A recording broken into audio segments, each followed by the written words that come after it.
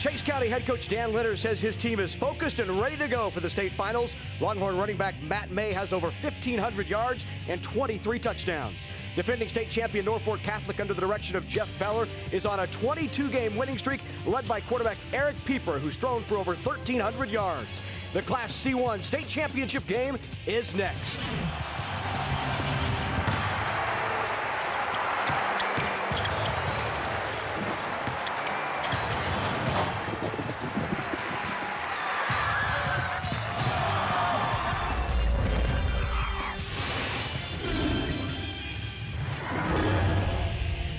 NET Sports, Nebraska's home for sports, is live from Memorial Stadium in Lincoln, Nebraska for the 2005 Nebraska State High School Football Championships.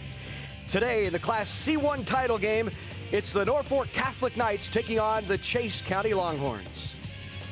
Hello everybody, I'm Larry Putney along with Adrian Fiala, and welcome here to Memorial Stadium, our final day of State High School Championships game, James, and we have a couple of teams in this title game who are not unfamiliar to the state title limelight. Norfolk Catholic, of course, winning it last year, and Chase County was here just 2 years ago. You bet. Chase County actually has been here 3 times, Larry, since 1997, still looking for their first state title. They definitely want to win this football game today. They're led by a senior offensive line, very physical, very experienced. They lead the way for Matt May. He's a junior running back. You know, you talked about 1,500 yards rushing, 32 touchdowns on the year. He is really an excellent running back. On defense, they're led by senior linebacker Brock Stromberger. He leads a solid defensive unit that holds teams 102 yards rushing, 70 passing. So Chase County, you know, 3 games in the playoffs, real close wins. They're playoff tough. Gold is their goal today. They're looking for a big win here today. And also joining us today will be former Husker Scott Frost. And Scott, Norfolk Catholic comes in riding a 22-game winning streak. Well, that's amazing, and it's a real credit to their coaching staff, Jeff Beller and his staff, to lose some kids at some key positions and get back here to the championship game. They're led on offense by Eric Pieper, the quarterback. He's a dual-threat quarterback, can run it and throw it. They're going to have to rely on him to do well today. And on the defensive side of the ball, they need a big physical performance from their defensive line led by Calvin Thor. They're going to have to play well to stop Chase County's power attack. And the fourth member of our broadcast crew is Matt Davison. He's down on the field. Matt. Yeah, Larry, this Chase County bunch is really used to traveling this year 330 miles to Lincoln, but in 7 road games this year, over 3,200 miles they've traveled. Now, the team has a bus that the school owns that they take to every single game, but 3,200 miles is quite a few. Shadron twice this year for the regular season and the playoffs, 240 miles each way. Of course, David City was 350 miles. They have a nice system worked out, though. They watch a movie on the way to the game, and on the way home, they watch the game that they had just played, plus a film from the game that they're going to play the next week. They're hoping they're watching a state championship win on the way home today. Thanks, Matt. And of course, Chase County made the trip to Lincoln yesterday. Stopped along the way, worked out at Nebraska Kearney to get ready for today's game. Spent the night in Lincoln. Norfolk Catholic also coming down yesterday. The Knights working out at Nebraska Wesleyan here in Lincoln in preparation for this Class C1 state championship game. Now for the introductions, let's go to the announcer, Dwight Weiniger. Good morning, ladies and gentlemen. On behalf of the Nebraska School Activities Association and its member schools of U.S. Bank, welcome to Memorial Stadium for the 2005 Class C1 State Championship game. Today's game features the Chase County Longhorns versus the Knights of Norfolk Catholic High School. And now, let's meet today's starting lineups. First for the visiting team, the Longhorns of Chase County High School. Number 10, Gabe Lenners. Number 12, Taylor Wentz. Number 15, Darren Schultz. Number 21, Lance Milner. Number 23, Ronnie Sieperda. Number 30, Cole Fitzke. Number 35, Scott Munger. Number 36, Matthew May. Number 48, Taylor Yaw. Number 54, Jake McDaniel. Let's go! Number 59, Hadley Hill. Number 66, Colt Reese. Number 69, Brady Kreider. Number 70, Colton Scum. Number 71, Trevor Corter. Number 76, Craig Davidson. Number 77, Derek Gashler. Number 78, Abel Hinojosa. Number 79, Robbie Bell. Number 84, Scott Wade. Number 88, Brock Stromberger. Number 89, Wesley Prosser. The head coach for the Longhorns is Dan Lenners. And now please welcome the rest of the Chase County Longhorns onto the field. And Dan Lenners brings his Longhorns in here with a 10-2 record. This their 17th appearance in the state playoffs. Overall, their 4th appearance in a state championship game. They've been runners-up 3 times in 97, 98, and 2003. And Larry, they'll present a problem for Norfolk Catholic today because they run the wishbone. And as we talked with head coach Jeff Beller of Norfolk Catholic, they haven't seen the wishbone a whole lot this year, and he's very impressed with what he's seen on film, and he's concerned about their speed. So it'll be a real challenge for the Knights here, the Norfolk Catholic Knights, to stop that wishbone run by the Chase County Longhorns here this morning and this afternoon. And you see Dan Lenners there in his 2nd year as a head coach, but he's been around a long time, 25 years on the sidelines with Chase County, just his 2nd year as the head coach.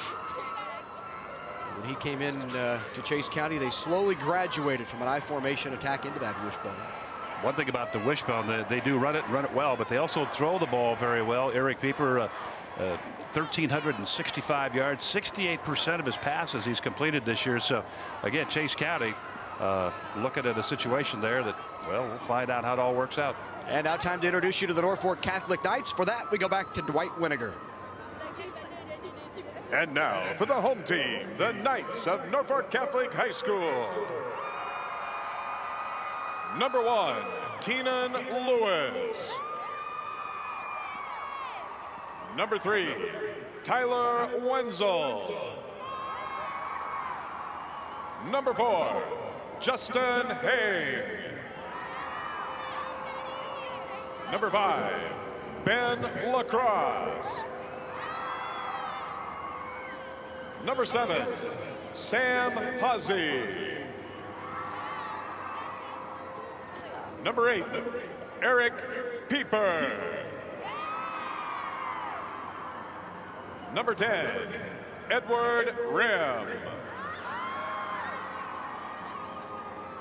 Number 11, Andrew Gall.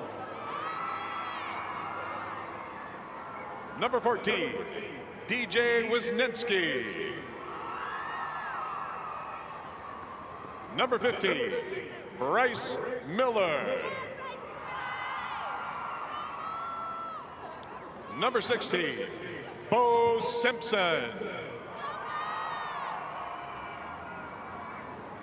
Number 40, Keaton Knake. Number 42, Jamie Beckman. Number 51, Jake Hastings. Number 52, Garrett Rocky. Number 54, Landon Herget. Number 55, Wyatt Adams. Number 56, Lucas Stack. Number 74, Matthew Takota. Number 76, Sam Prokopek. Number 77, Calvin Thor. Number 78, Aaron Schulte. Head coach for the Knights is Jeff Beller. And now, please welcome the rest of the Norfolk Catholic Knights to the field. And Jeff Beller comes in here with a 12-0 record, and his Knights do. Beller is the 24th year head coach, 20 of those at Norfolk Catholic. Well, Jeff's going to look to throw the ball a little today, probably more than Chase County is, and weather's going to play a little bit of a factor. It's a cold, windy day here at Memorial Stadium. Hopefully Eric Pieper can handle that and do well for Norfolk Catholic, but we'll see how the weather turns out the rest of the day and see whose hands that plays into, Larry. Oh, we talked to Jeff Beller about that before the game. He was crossing his fingers hoping that weather would stay away, but it looks like it's starting to blow in a little bit. We're seeing some swirling winds on the field, I think. And Dan Letters, of course, is praying for the bad weather. Head coach of Chase County praying for the bad weather to show up. So at odds with each other and at odds with Mother Nature, too. A pretty interesting story unfolding here in Memorial Stadium. Let's head down to the field and Matt Davidson. Yeah, guys, I was in the locker room with Norfolk Catholic, and Coach Beller, he's quite the motivator. He said to his guys that they've been to state championships before, and it doesn't come easy, but to go out and have fun. Mostly, he talked about the opening kickoff return, getting them ready for the first play of the game. Tails, and it was a tail. You wish to defer, right? What do you wish to do, fellas? Kick, receive, defend the goal. Receive. Which goal, fellas? You'll defend the north goal. Norfolk Catholic step over here. Chase County has won and deferred to the second half. So the deferred to the second half. Norfolk Catholic will receive at the south goal. Defend the south goal. So that potent Knight offense will get the first opportunity here in the Class C1 state championship game. It's Norfolk Catholic and Chase County coming up for the state championship.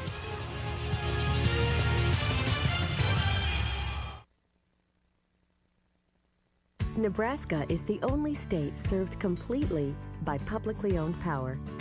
That means our success isn't determined by how well we serve stockholders, but by how well we serve fellow Nebraskans. It means Nebraskans working 24 hours a day to provide uninterrupted service and affordable electric rates to other Nebraskans. Always there when you need us. NPPD. Together with your local public power utility.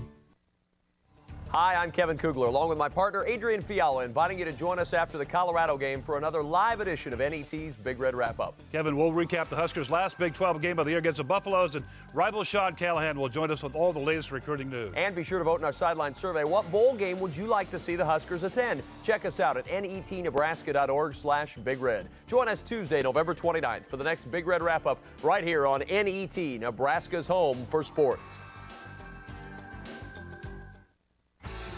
Discover today's best authentic music on Austin City Limits.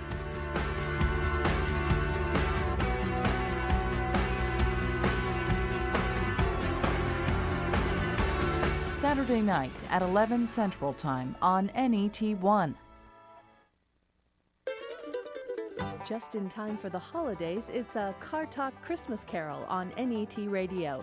Don't miss 3 hours of Car Talk fun, along with some great gift-giving ideas during a holiday membership special, Saturday, December 3rd from 9 to noon Central on NET Radio, Nebraska's NPR station. You're watching NET Television, Nebraska's PBS station.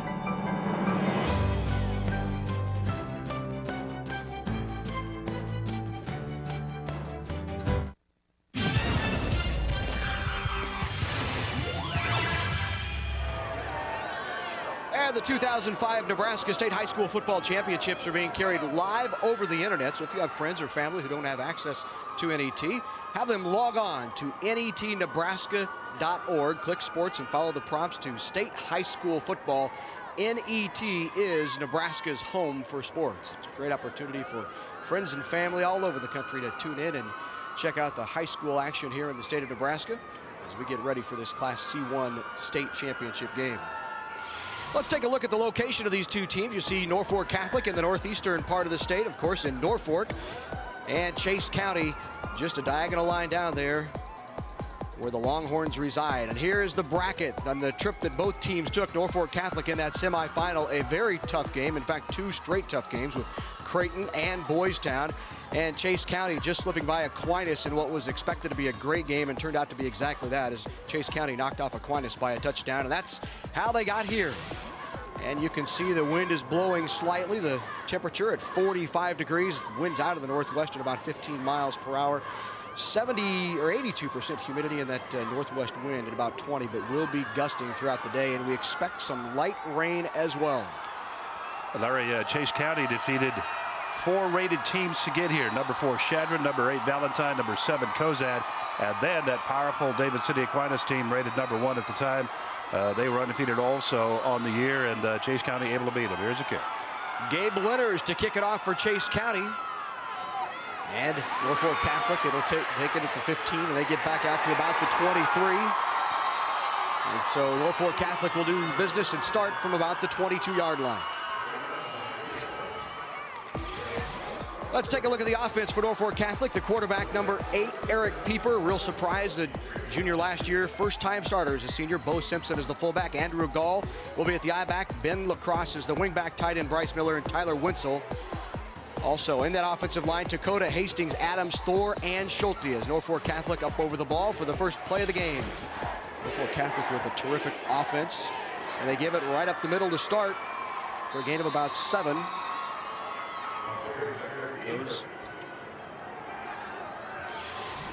Now let's take a look at that defense for the Longhorns. Bell, Hinosa, Corder, and McDaniel are the down linemen. Backs and linebackers, Fitzke, Stromberg, May, Milner, Wentz, Way, and Lenners.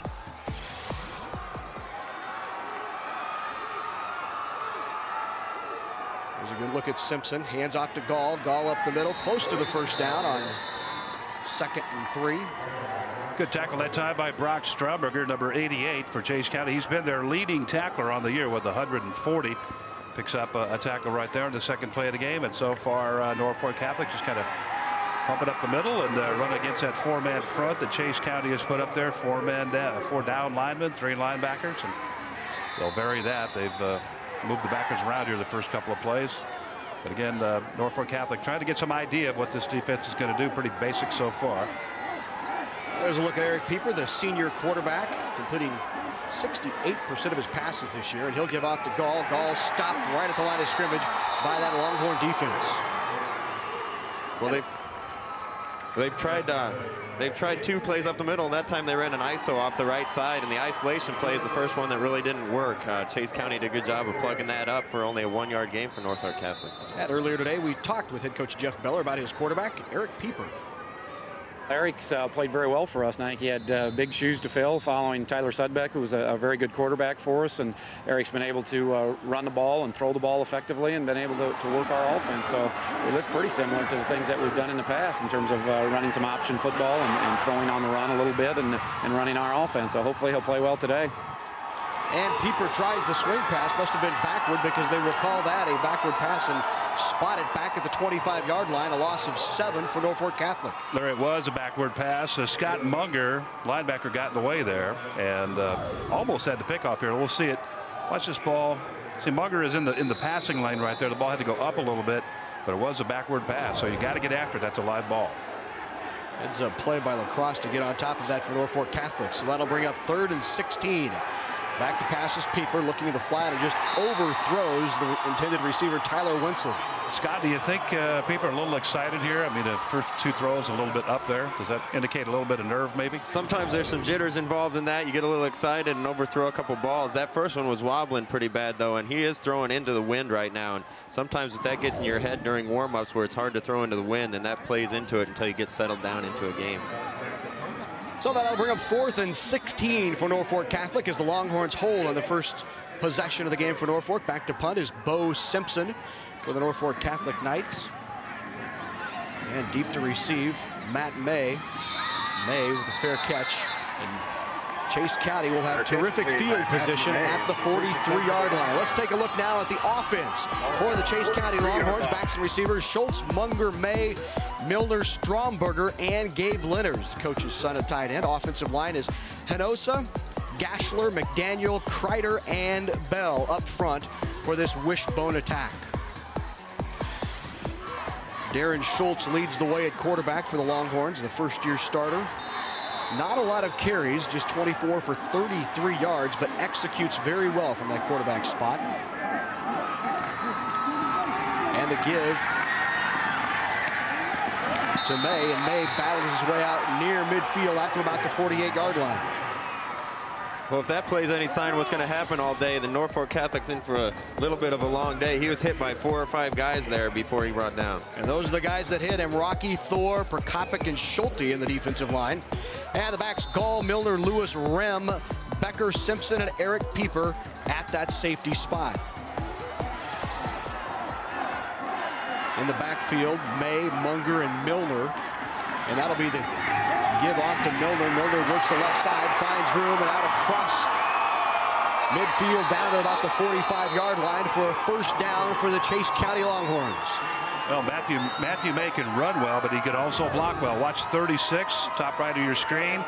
He's going to kick that block out right there and give Milner some room to run inside. Milner picks up actually 5 more yards off of that block by Matt May, and also some excellent work over there by Hinojosa and Gashler. So the Longhorns with the first down of the game. Now ball to the 45. And the give into the belly of May. And May stopped at the 45. Great job by Bryce Miller. Watch number 15, red jersey. He's going to take on a block here as there's that fake up the middle with the fullback. And watch number 15 come in here, Bryce Miller. Bingo. He had been blocked right there by number 21 for Chase County. That was Lance Milner. But he got off that block, Scott, and made the play. That's an excellent play. Well, sometimes when you're smaller than the guy you're tackling, it's smart to go down and saw those knees off. And he took his legs out right there and got a big guy down. May motions out. Now the give to Munger, and a nice play inside by the Norfolk Catholic Knights. And in there is Sam Prokopik. 86 tackles on the year, and this is a big one right here. Able to move right past the block of the guard on the left side, Derek Geshler, and come up free and make the hit here. That's just a quick football player making a great tackle. And it's Prokopik, Sam Prokopik, the 5'9", 180-pound junior in the interior there for the Norfolk Catholic Knights. That'll bring up 3rd and 12 from the 47. And the quick pitch out to May. May looking for room. And he steps out of bounds at about the 42. Well, he just ran out of real estate there, about another yard to the sideline, and he'd have been down there. Kind of wonder sometimes when you're a running team and don't throw a lot what you do on 3rd and 12. They tried to get the ball around the outside, and like I said, he just ran out of real estate there. Tried to get a good block over there by Robert Bell. Bell got to the edge, but like you said, it's got not enough room to turn it up and go without hitting that boundary. So Taylor Wentz in to punt for the Longhorns. 28 punts on the year. He's averaging nearly 38 yards a punt. And gets it away. Goes over the head of Simpson and out of bounds at the 3-yard line. Terrific coffin corner kick by the Chase County punter, Taylor Wentz. And in last year's C1 championship game, it was a late 4th quarter play by Norfolk Catholic that put Boone Central's championship hopes on ice. Let's flash back to the final minutes of the 2004 Class C1 state championship game. 2nd and 4. Roll to the right. Sudbeck throws. Borgman's got it over the middle, and Borgman down to the 20-yard line. 14 seconds remaining in the fourth quarter. They're in field goal range. This is a great job of coaching. You don't want to use your timeout there because you want to use it after this play in case you get tackled in bounds. Tip, caught, touchdown! Tyler Wenzel off the tip, scores a touchdown for Norfolk Catholic. And they're going crazy down on this sideline. What an exciting play. Crazy play again in Norfolk Catholic. Unless something happens, looks like they're going to be the C1 state champions. What a terrific finish last year in the title game. Norfolk Catholic winning its first high school football title in 5 years with that 26-13 win over Boone Central. And hoping to repeat here today. Give it a go as they look for that win, Larry, and also the Chase County Longhorns looking for their first win. They've been to the finals 3 times, have come away runner-up each of those times, looking for their first state title. As you see Jeff Beller, the head coach, coming in to visit with this crew. What do you suppose he's telling them, Scott? You know, I have no idea. I'm sure he's telling them for some pretty good ball security down here. Yeah. This is the last place you want a turnover. That's exactly my thought. Fellas, hold on to the football. Don't give it up here deep. And we mean deep. Coach Beller better hurry to get off the field in time here. There he goes. Be an illegal substitution. So the Knights will begin inside their own 5-yard line. The keeper by Pieper out close to the 5. That's the same play they ran the first play of the game where Pieper faked the dive to the fullback and tried to follow him up through the hole. Imperial, I want to call him Imperial. Chase County learned on the first play, I think, and were able to stop that one for a short gain. Well, it is a little chilly down in the field. Let's go down to Matt. Yeah, Larry, I think Coach Dan Leonard's really got his wish. The wind has really picked up over the last couple of hours. Right now coming out of the north and east, blowing towards the south. So a big advantage, I think, for Chase County in this game so far. So Norfolk Catholic will operate again inside its own 5, and the pitch goes outside to Gall. Gall tries to get to the corner, but forced out of bounds at about the 9-yard line. Taylor Wentz over there, Larry. Again, good flow to the football by the defense. Pressure up inside there by Trevor Corder to start with, number 71, the big tackle. He kind of made that play go that direction, and then again, number 12, Taylor Wentz, able to fill out to the outside and make the hit, limit the carry, or limit the gain, that is, and create a 3rd and about 4. So Pieper with 642 yards of rushing himself under center on 3rd and 4 for the Knights. And the give to Gall right up the middle. He breaks the tackle, pushes and drives toward that first down, and this will be close. Well, they ran it right in that gap. There's a huge gap in the defensive line there, filled by 2 linebackers and the safety, Scott. Take a look right here. It's right to the left there.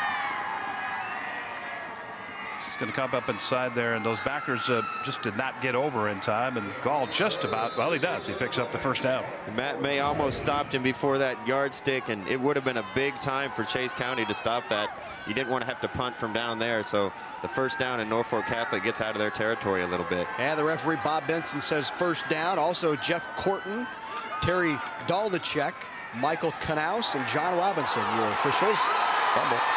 Ball on the ground. Norfolk Catholic puts it on the ground, and Chase County with the first break of the game as they get the ball deep in Norfolk Catholic territory on the turnover. Edward Rim, the running back, coughs the ball up. Watch the hit here by Matt May. He's a great runner and also a great tackler. That should come right into the hole, hit it. Hey, he was real close to being down. Close. I don't know. Real close here. Let's take another look. The ball's not secure when he takes it. Wow, I think he hits the ground. He's dead. The ball pops out after that. But they rule it a fumble. Chase County a golden opportunity here. So Chase County takes over inside the Norfolk Catholic 20. Darren Schultz under center. And the give. No, the fake. And intercepted by the Knights. So Chase County gives it right back at the pick. Big for the Knights. This comes up as Ben Lacrosse as the uncharacteristically Longhorns try to go up top. Tried to go for it all right away, Scott. Well, that's what a lot of coaches do when they get a turnover is they go straight to the end zone. You call it taking a shot. They took a shot here, and unfortunately, Darren Schultz just wanted it a little too bad. He kind of forced it in there, and the DB did a good job of making that play, and they turned the ball right back over to Norfolk Catholic. Third interception on the year for Ben Lacrosse of Norfolk Catholic, so the Knights get the ball back. Option, pitch to Gall, outside, nice stiff arm, works his way out near the 25-yard line. Put the old stiff arm on Lance Milner over there, running that option play to the right this time. Scott, talk about fundamentals or basics in running the option. Well, that quarterback did a decent job that time. Usually there's one player that's out there to play the quarterback, and in order to have him not make the tackle, which he almost did there, you got to run all the way to him and make him commit to you before you pitch it. He got out there pretty close to him, and the defender still tried to turn and make the tackle, but got stiff arm, so pretty good execution. That'll bring up 2nd and 5 from the 25. They give one more time to Gall in the backfield, and Gall squirms his way out near the first down and close to the 30. Let's go now! He had to get it right to the 30, Larry. Let's see where the spot is here. That's short. And that'll bring up a 3rd and short for the Knights. Jeff Beller sending in the play. Rotates his split ends with the plays. Tyler Wenzel and Justin Hang bring the plays in and out for the Knights. So 3rd and 1 for Norfolk Catholic. The give to Gall. Gall sticks it in there for the first down. Up to about the 33. Give Gall the credit that time. Everything was stacked up where he was supposed to go, and he just good vision by the ball carrier. Stacked to the right, so he just finds that little crease to the left side. Actually, a pretty big crease to the left side, and takes it in there for the first down and keeps his team on the move. So a new set of downs for Norfolk Catholic. 1st and 10 from their 33, and the quick give right up the middle. That's Bo Simpson, the fullback, and he picks up a quick 5 or 6. A good run by Simpson here. This is an old staple in high school football, just a little fullback trap. You see the lineman, the left guard, come around and pulling and making a hole for him right there, and he took it right up into that hole and got a good gain on first down for Norfolk Catholic. Gain of 7 on first down for Simpson. Will bring up 2nd and 3rd for the Knights. And the keeper there following in his blocker right up in there is Pieper.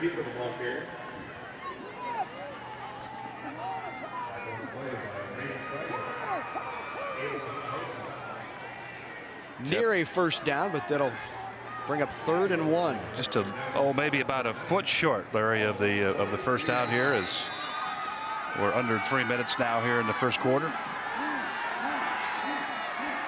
Norfolk Catholic looking for another first down here. 3rd and 1. Gall again bounces off a tackler, and he'll have the first down out near midfield at about the 49-yard line. Pretty methodical what Norfolk Catholic is doing right now, Scott. I mean, they're really running between the tackles very, very well. Well, we haven't seen them throw since that first series when 2 throws didn't go that well, and if they're able to run the ball right at Chase County like this, they're going to have a pretty good day. This is just another ISO play off to the left side where the fullback leads Andrew Gall up in there, and he's running really hard, breaking some tackles. Gall over 1,000 yards this year, 1,029. Gall split wide, the give in the backfield. That's Lacrosse, and Lacrosse a gain of 5 inside Chase County territory. Just getting yardage in big chunks.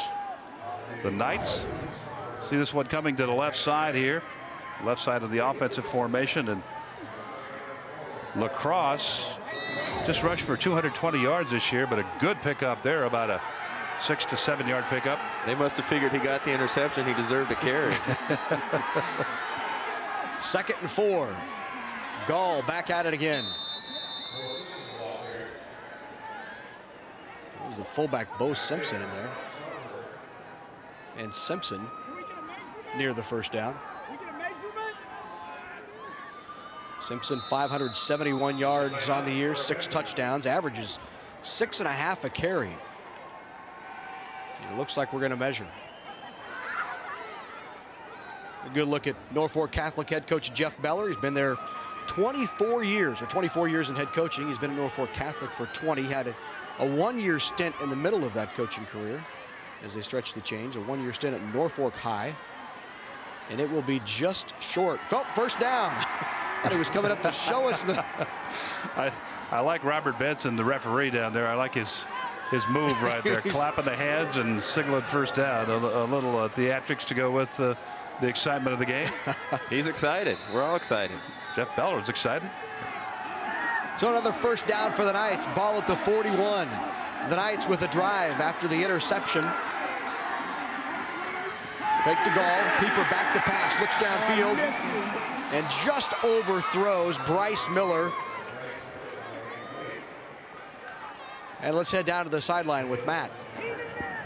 Yeah, guys, Cole Fitzke, the senior linebacker, has come to the sidelines with a knee injury. He tore his ACL earlier in the year. Must have been a slight tear in the Perkins County game, but now he's on the sidelines, which means Brady Kreider is in right now at outside linebacker for Chase County. Yeah, Fitzke's been struggling with that torn ACL. He's going to have surgery after the season, and they said he was going to try to go just about as long as he could. Pieper hands off to Gall. Gall finds running room, tries to get to the outside. Nice stiff arm, and he's at the 25, down to the 20, and pushed out of bounds at about the 15-yard line. A nice gain for Gall. Showing some great speed to that right side. Calvin Thor and Aaron Schulte over there on that right side making a block, and you see an excellent block out there by Ed Rim to spring him to the inside, and then speed takes over. And Scott Way stayed the touchdown right there, the safety for Chase County. Had to run him down and knock him out of bounds, but still a great opportunity to score here for Norfolk Catholic. And the Knights continuing to drive this ball on the ground after the interception. Pieper under center on 1st and 10. The give to Gall again. Gall cuts back up and gets down to about the 10-yard line. And once again, that right side of the line, Calvin Thor, Aaron Schulte, and Rem again. Rem stepping up to block, sending the backer on the play that time, and creating about a 4-yard gain, getting closer to that goal line. Interesting, Pieper's a good passer. He's 68% passer, guys, and so far 0 for 3 today, although that one was ruled a lateral, but 0 for 3 in the passing game. So 2nd and 6 for the Knights. And the give to Gall. He's tripped in the backfield, and he'll be stopped by the Longhorns. Well, initial contact that time by Matthew May. He's been a big factor on defense. A lot of tackles thus far. Watch him, 36 coming through. Right there. He makes that first hit. Slows Gall down. Hinojosa also in there on the tackle. Abel Hinojosa, number 78. 3-year starter in that offensive and defensive line for Chase County, the captain of the team. So 3rd and 8. Back to passes Pieper. Looks to the end zone. And just out of the reach again of Ben Lacrosse. Good job by Chase County. A play action pass by Norfolk Catholic on a 3rd down, and they did a good job of getting both receivers covered. They tried to throw a crossing route over here from the left side, and he had a couple guys out there ready to make a play. Good fake by Pieper right there, and then here's the toss. The ball just out of the reach there. He had actually beat the coverage fairly well. Lacrosse had beat the coverage, and ball just needed to be shortened up a little bit. So Bryce Miller in to try a 31-yard field goal. 8 of 10 on the season with a long of 47, certainly within his range. It is up and it's good. Norfolk Catholic on the board first with a 31-yard field goal by Bryce Miller. Well executed in the field goal range, and as you said, Larry, Bryce Miller very accurate with field goals, and we have the scoreboard is broken here as far as score goes. 3-0 Norfolk Catholic. And what a weapon a kicker can be in a game like this, especially when they can boot it into the wind like that and knock through a 31-yarder. Well, would you and your business like to help bring programs like high school football and volleyball to NET? You can become a corporate sponsor along with other Nebraska businesses. Your corporations can support quality programming. Help support NET by calling 1-800-634-6788. And we're glad to be able to bring you the state high school championships this Thursday, Friday, and today the final day of the state championships. Of course, the C1 title game here, and then tonight the Class B state championship. That should be a dandy between McCook and Omaha Skutt. McCook, of course, a perennial visitor here to Memorial Stadium. Scott down here with head coach Matt Turman for the first year. And the kick away, Chase County will take it at about its own 8, and that's May. May finding room, makes the move and gets it out about the 27-yard line. So Chase County will go on offense and try to answer the points put on the board by Norfolk Catholic as the Knights lead here. With just 1 second left here in this first quarter, it's 3-0 Knights. They'll have the wind, as Matt talked about. The wind had picked up. They'll have the wind at their back here in the second quarter. You look at the flags across the way, guys. The wind, it doesn't appear, Scott, that the wind really is all that significant. Must be coming through the tunnel down there. Yeah, it whips around in there pretty good, and the flags actually look like they're pointing in the other direction now, so it must be swirling a little bit. And the give to May. May bulls his way for a couple of yards out to the 30. This is a big possession for the Longhorns, coming off the 3 points for Norfolk Catholic. They don't want to punt and give them a chance to go up 2 scores, so big chance for them. Well, that'll do it for the first quarter, and the Knights are on the board in the Class C1 state championship game. The Knights lead it 3-0.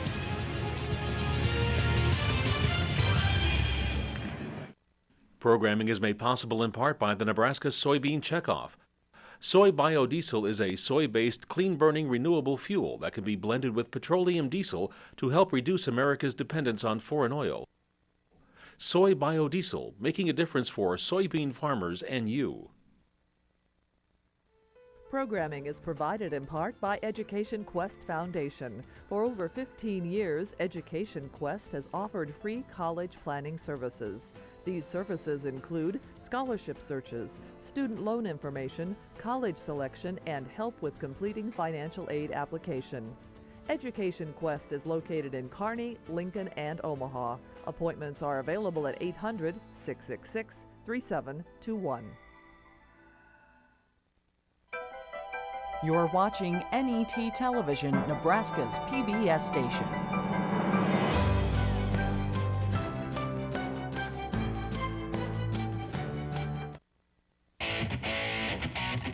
NET sports coverage of the 2005 Nebraska State High School Football Championships are brought to you in part by the Nebraska Public Power District, always there when you need us. By Education Quest Foundation, improving access to college through scholarships, community grants, and college planning services. And by the Nebraska Soybean Board, promoting soy biodiesel fuel, clean burning and renewable, making a difference for soybean farmers and you. 12 minutes in the books here at Memorial Stadium in the C1 title game, and Chase County is trailing Norfolk Catholic 3-0. Well, Larry, they took advantage of the turnover. That interception that Scott talked about, they turned that into 3 points as Chase County ready to run some offense here. And now the give to Munger. Munger off the left side. He's out near the 35-yard line for a gain of about 6. They give him 7. I don't know what you call this play, maybe like a double dive. They fake the dive to the fullback, and then the backside back, and the wishbone takes the ball off the left side. Good gain there. It's a manageable 3rd down now, 3rd and 3, and that's the kind of thing that this offense is looking for so they can make some first downs. Darren Schultz leading that Longhorn offense. And a quick pitch out to Milner. Milner, as a flag is thrown, Milner is dropped in the backfield. Aaron Schulte back there, and the flag was thrown right after Schulte had made that tackle. Norfolk Catholic players were clapping their hands, however, so apparently we're going to have some sort of hold or maybe an illegal block. We'll wait and see from Robert Benson, the referee. But excellent play by big Aaron Schulte at 6'6" and 310 pounds. He is just a junior, but already attracting attention from different colleges. Holding, and it'll be declined by Norfolk Catholic after the loss, and that'll bring up 4th down and force the punt. You look at Schulte over there at 6'6" and 310, and he's a pretty good-looking 6'6" and 6'6", 310 player. Sometimes guys like that are a little bit lumpy, but not Schulte at all. Looking real good down there. He showed some agility there, which really is rare for a high school kid that's that big. So Taylor Wentz on to punt for Chase County. Back deep for Norfolk Catholic. Bo Simpson, Andrew Gall. And the kick away. And it'll angle out of bounds, and Norfolk Catholic will be in business with great field position at their own 45-yard line. Knights pick over 1st and 10 on their own 45. So Norfolk Catholic with the first points on the board of the day. They lead Chase County 3-0 here as we're early in the second quarter. There's a good look at Eric Pieper.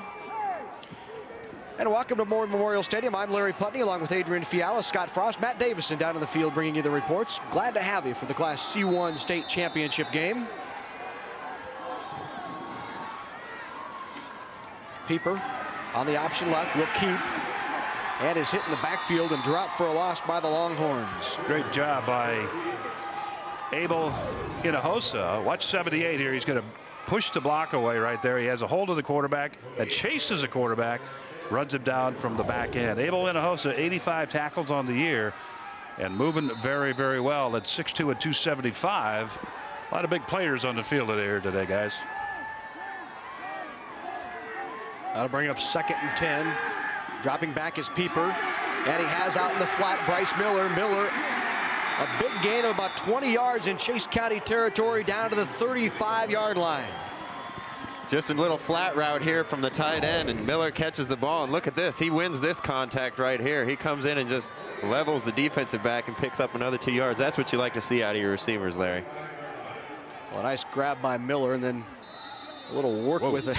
Ooh, pretty good pop right there at the end. After the catch. So another first down for Norfolk Catholic. Trying to add to that 3-0 lead, and we have a whistle on the field. First completion of the day for Pieper, and he makes it a good one and a big one. Moves the chains, that is, and gets that ball right to the 35-yard line of Chase County. Chase County on the year have picked off 17 passes. The secondary for their defense guys is really one of the things that Dan Leonard said has really come on strong this year. Questionable early, but really had played themselves into the season and have played very well thus far. Norfolk Catholic 1st and 10. A quick give up the middle and a nice nifty move and nice footwork there by Bo Simpson, the fullback, for a gain of 5. And Scott, what a block by Aaron Schulte. We talked about him. Here's the big guy, number 78 on the screen right there. See, he just knocked the guy down right there behind him. Right there, he knocked down Stromberger. Terrific block by Schulte.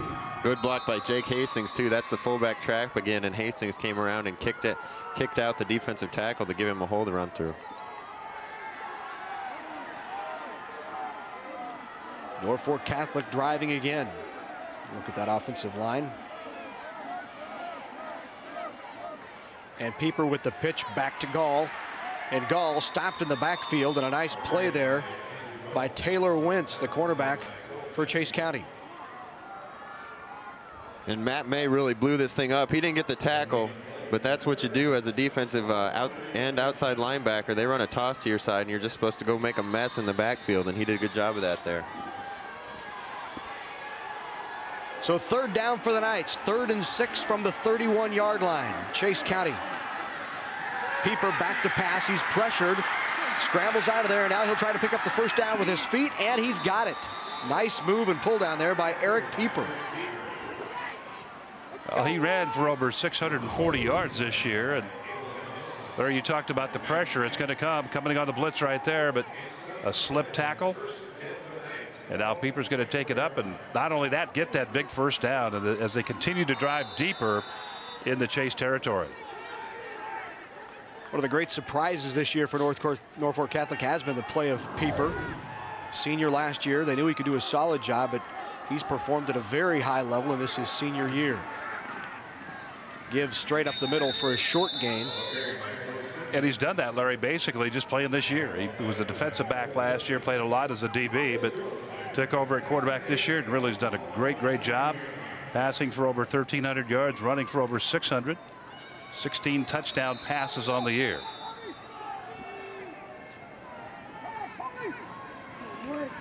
So after the short gain, that will bring up 2nd and 8 for the Knights. And they give to Gall. Gall up the middle. Hit hard there by Way. Boy, we've been calling his name a lot already this afternoon.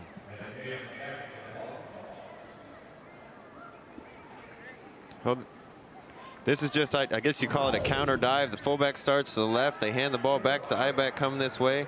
And they're doing a good job of picking up 4 or 5 times every time they're running up the middle of that Chase County defense. And we got a 3rd and 4 here. This is a really big play in the ball game to keep this drive alive, maybe get some points for Norfolk Catholic. And a heck of a block that time by Jake Hastings to come around from that left guard spot.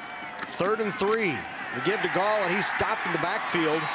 But a nice second effort there. He gets close. In fact, he'll be only a yard short.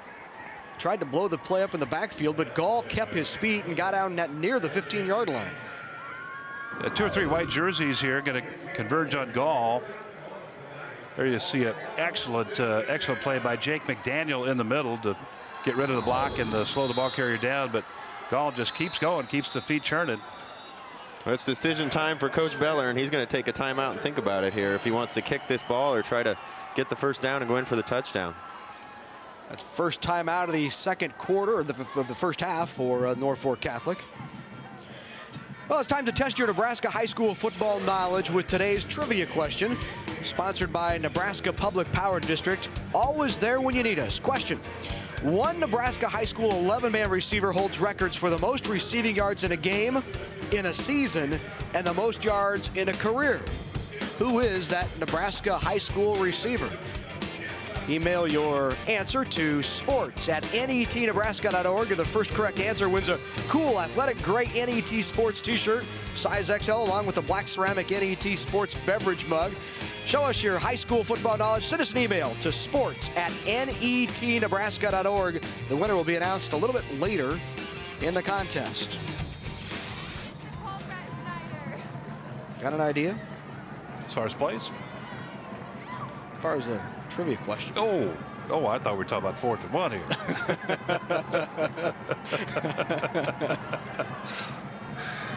Got any ideas there then, Abe? Well, Schulte is a big guy, 6'6", 310. And Scott, I don't know about you, but I like the odds of going somewhere around him. We'll see what the formation is here. They have a back set right off from behind Schulte. Let's see if they go that way. Yeah, there they go. The Knights will go for it, and it's a keeper by Pieper, and he spins at the 5, and he's in there for the touchdown. Went to the right side where Aaron Schulte was located. A nice block by Ed Rim.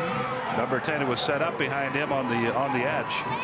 And Pieper fakes that dive, Scott, and he's got some room to go then. I tell you, it makes a huge difference at any level of football if you got a quarterback that can run it too. The whole team was lined up there to stop the ISO. I thought that's what it was going to be, and Pieper pulled the ball out, and he had a convoy in front of him, found a gap, broke a tackle, and scored a touchdown. So on to try the extra point is Bryce Miller. 55 of 59 extra points on the year, and he knocks that one through, and the Knights have a 10-0 lead with 6:44 left here in this second quarter. We were talking about, there's number 77 right there is Calvin Thor, and 78 Schulte is right next to him on the right, and he has a good block right there. And then Ed Rim, as we talked about, also a nice little nick block, and people are able to stroll right into the end zone virtually untouched. Good skirt right there. But now it's just easy going all the way to the end zone. And there's a look at Pieper.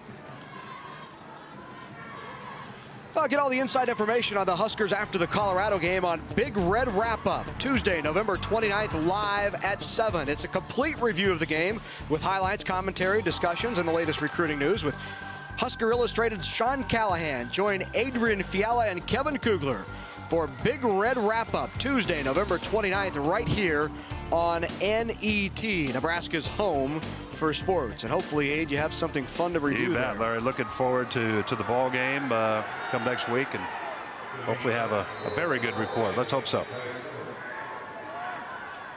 can be difficult out in the Rockies this time of year. Bryce Miller to kick it off, and that'll go into the end zone, and Chase County will take over and try to get back in this ball game at their own 20. Yeah, they need to make it a statement on offense. They've been fairly effective, but not nearly as effective as they can be. And I'm sure that Dan Lenders really wants this thing to open up and work now. He has always been very confident in their ability to run the football. And he said, you know, we have no secrets about our football offense. We just line it up and run it. And they've been fairly successful, just not able to get the thing all the way to the end. So here comes that Chase wishbone attack. Darren Schultz leading the way in the give there to Milner, and he's stopped right at the point of attack. Nice hit there by Norfolk Catholic's Garrett Rocky. Just a freshman, Aid. Yeah, just a freshman and playing extremely well. Garrett Rocky at 5'10" and 200 pounds, and I'd say he's got a very bright future there at Norfolk Catholic. Well, it's not often you see Jeff Biller playing a freshman. Rare these days for freshmen to play the start at the varsity level. 2nd and 10. A give up the middle. That goes for a short gain. Ed Rem that time on the tackle. Scott Munger with the carry. Well, Scott Munger's the fullback. They handed it off to him off the left side and then faked the crossbuck back to the right. Little misdirection, and it might have fooled a couple people enough for a couple-yard gain. Munger, one of those tough kids who doesn't get a lot of carries, but coach calls him the unsung hero. He had 61 yards rushing in that game against Aquinas that put Chase County here in the state championship game. Fakes the give, and he goes up top. Gets it out there and complete to Gabe Litters, the 6'3" tight end. Ran it right into traffic, however. Watch the attraction right here. You'll see Schultz just drill it right in here, but now watch all the red jerseys right there. There's 5 of them. I'd say they were ready for that play. This Catholic defense, Norfolk Catholic defense, really has this team well scouted, and they're well prepared to play against Chase County. So that brings up 4th and 2, and on to punt is Taylor Wentz. And it's taken at the 45-yard line and immediately stopped. Is Wenzel. Awfully close to an interference right there. And when it's not interference, it's just great coverage. Yeah, exactly. Well, if you'd like a DVD of this game or any of the state high school football or volleyball championships, log on to netnebraska.org and click on the sports link, or you can call 1-800-228-4630. It's a memory that will last for years to come. NET is Nebraska's home for sports. You know, all those people who have been down here, the fans on Thursday and Friday, are sitting at home watching these tape title games. Don't forget to pick up your copy of the title game as the ball is fumbled, put on the turf, but picked right back up by Lacrosse. And we have a flag on the field. Calvin Thor that time, the right guard out there leading that play, that counter play back from right to left. But again, unfortunately, the ball was mishandled. Ben Lacrosse trying to find the handle on the football. If he was able to do that, Thor a good block outside, and that play probably goes, Scott. I think so. I think they call it block in the back here, and it looked like it was kind of in the interior of the line. So a little confused about the call, but it's going to hamstring Norfolk Catholic a little and make it hard for them to get a drive going here. There's the signal right below as you see Robert Benson, the referee. Indeed, it is a block in the back. So Chase County, a little bit of help there on the penalty. This is a defense that really needs to step up now. Stop this drive from Norfolk Catholic and try to get this ball back with 4:30 and counting for their offense. Pieper gives to Gall on the draw. Gall picking his way through that Chase County defense out near the 40-yard line. Really surprised they made any yardage at all on this play, as that Chase County defense had their 4 down linemen down, and then they stacked up 4 linebackers very, very tight up in there, and really had about 8 people up front. Tough to make yardage in that situation. He made a few yards, but I'm surprised he made any. Andrew Gall, 66 yards rushing in the first half here with about 3:50 left. 2nd and 15 for the Norfolk Catholic Knights. Pieper back to pass, looking in the flat. Has his receiver. Lacrosse is out there, breaks the tackle. Lacrosse spinning, breaks another tackle, and a great effort for a first down by Ben Lacrosse. Just a little out route here by Lacrosse, and so far he's been a huge difference in this ball game. That's a tough first down to pick up. He runs an out route, Good throw there and by Pieper, and puts it on the money and gives him a chance to run after the catch. But, well, he breaks quite a few tackles here. Yeah, that's the key right there, Scott, is the tackling situation. Well executed offensively, but Chase County really had it handled, but you just got to tackle. Taylor Wentz not able to handle the tackle for Chase County, and it results in a good pickup. However, we're going to see, I guess, another penalty here, guys. Legal motion. I imagine they had a receiver coming in motion from the left side, and chances are they caught him for going upfield too soon, because I didn't see anybody else moving. So the first down is for Knott. Now that brings up 2nd and 20. Pieper back to pass again. Can't find anybody. Pulls the ball downhill, scramble, rolling out to the left, and stopped there. And a nice play by Chase County as we have another flag on the ground. But once again, Chase County shuts them down. Scott Munger over there, Larry, and we're going to have a face mask penalty on Chase County, according to the referee, Robert Benson. Great pursuit that time. Munger over there. Oh, he had been relatively hanky-free until these last 3 plays. Looks like they remembered they had him in their pockets all of a sudden. Play again, and there's a wrap up. Pretty close. Little touch. Called it on Robert Bell there. He was sticking his hand out to try to get in on the tackle and might have touched his face mask a little. They only gave him 5 yards, which, if they're going to call it, is the right call. 2nd down, 17 from the 37-yard line. Rolling right is Pieper, looking downfield. Nobody there. Pieper now flips it across, but it's incomplete as he tried to get it to Lacrosse. Pieper showing a lot of good footwork, Scott, and of course, as a quarterback, footwork is very key. And he bought himself time there, and that's usually when you see big plays. If he's stymied back there and can't find anybody to throw to, and then tries to run like he does here and does a good job using his blockers and making some time, and you see how the coverage breaks down then. Had a chance to make a good play there, just put it behind the receiver. Scott Pieper likes to throw on the run. He does. He's probably more effective, Larry, that way as opposed to just straight drop back. And when you have the good footwork, as you can talk to most any college coach, Jay Norvell, the offensive coordinator here at Nebraska, will talk about what good footwork you need to play quarterback, and you saw it right there from Pieper. 3rd and 17. They go back to throw again, but he'll pull it down, and once again, nowhere to go on the scramble by Eric Pieper. There with the stop a host of Longhorns. Well, as I said earlier in the series here, it was time for Chase County, if they're going to make a statement on defense, to make it, and they have done that now. Good coverage in the secondary creates this. See Pieper trying to go right again on run, throwing the run. Everybody is covered. He bumps into his own guy, and then a whole host of white jerseys get over there and finish up the work. Cole Fitzke was there along with Robert Bell both. So on 4th and 17, Norfolk Catholic punts it away, and a nice kick. A nice punt there by Norfolk Catholic. Bobbled by May. It's fumbled again. It's on the turf. The ball is loose. We'll have to wait till they unpile it to see who came up with it. Lots of things happen under that pile. We'll see. Everybody's signaling that they got the football. Norfolk Catholic's got it. Yes, indeed they do. There's the official signal that they retain possession. How many times that ball changed hands under there, Scott? Been in one of those? Looked like a hot potato there. I thought May was going to come up with it twice and didn't, and his teammate there had a chance. But usually when there's that many red jerseys around it and only a couple white ones, you have a lot of guys pulling on the ball one way and only a couple going the other way, and they must have got it out of the pile. Scott, I always say, you know, when you're, and it used to happen years ago, I mean, wow, don't trust anybody under there. There's some nasty stuff that goes on sometimes. And you see there, be sure to join us at halftime for Jim Angeli of the Nebraska High School Activities Association. We'll be talking one of the growing sports in the state, Nebraska high school softball. 1st and 10, the give to Gall. Gall's got room as he kicks it to the outside and down inside the 10 to about the 7-yard line for Andrew Gall.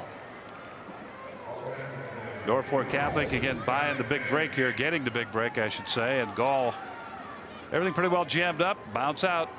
Sign of a good running back right there.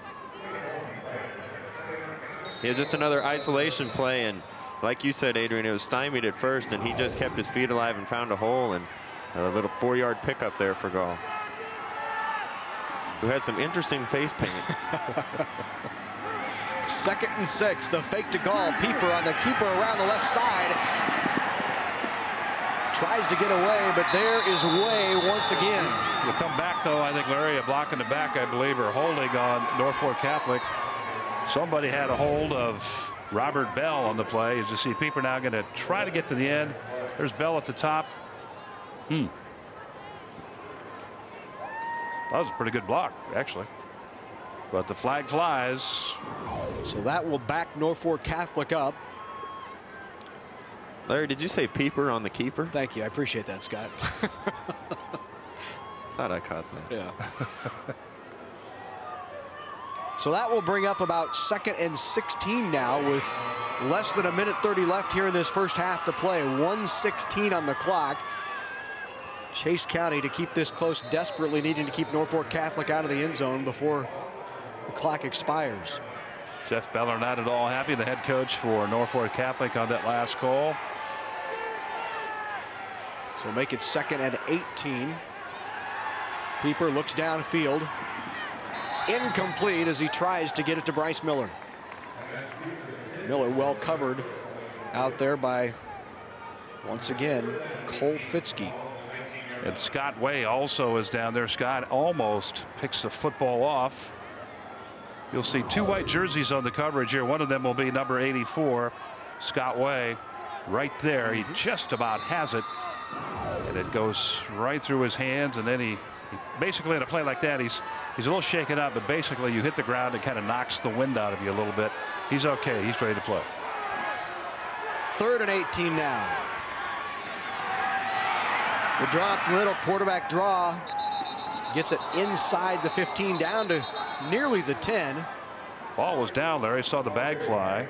Looked like, was it 55 that picked it up? Wyatt Adams. So Adams on top of the fumble. That'll bring up 4th down and a field goal opportunity here for Norfolk Catholic. We'll see what Jeff Beller decides to do. Well, he said he had a good kicking game, and you know, this is an opportunity on 4th and 10. You don't give yourself a real high percentage chance of getting the first down. So I would imagine he'd kick this ball, but you never know what Jeff Beller's got up his sleeve. Well, he's going to let the shot clock, or the play clock, go all the way down and then call timeout. They'll be inside 10 seconds when the play clock expires. And now they'll talk it over.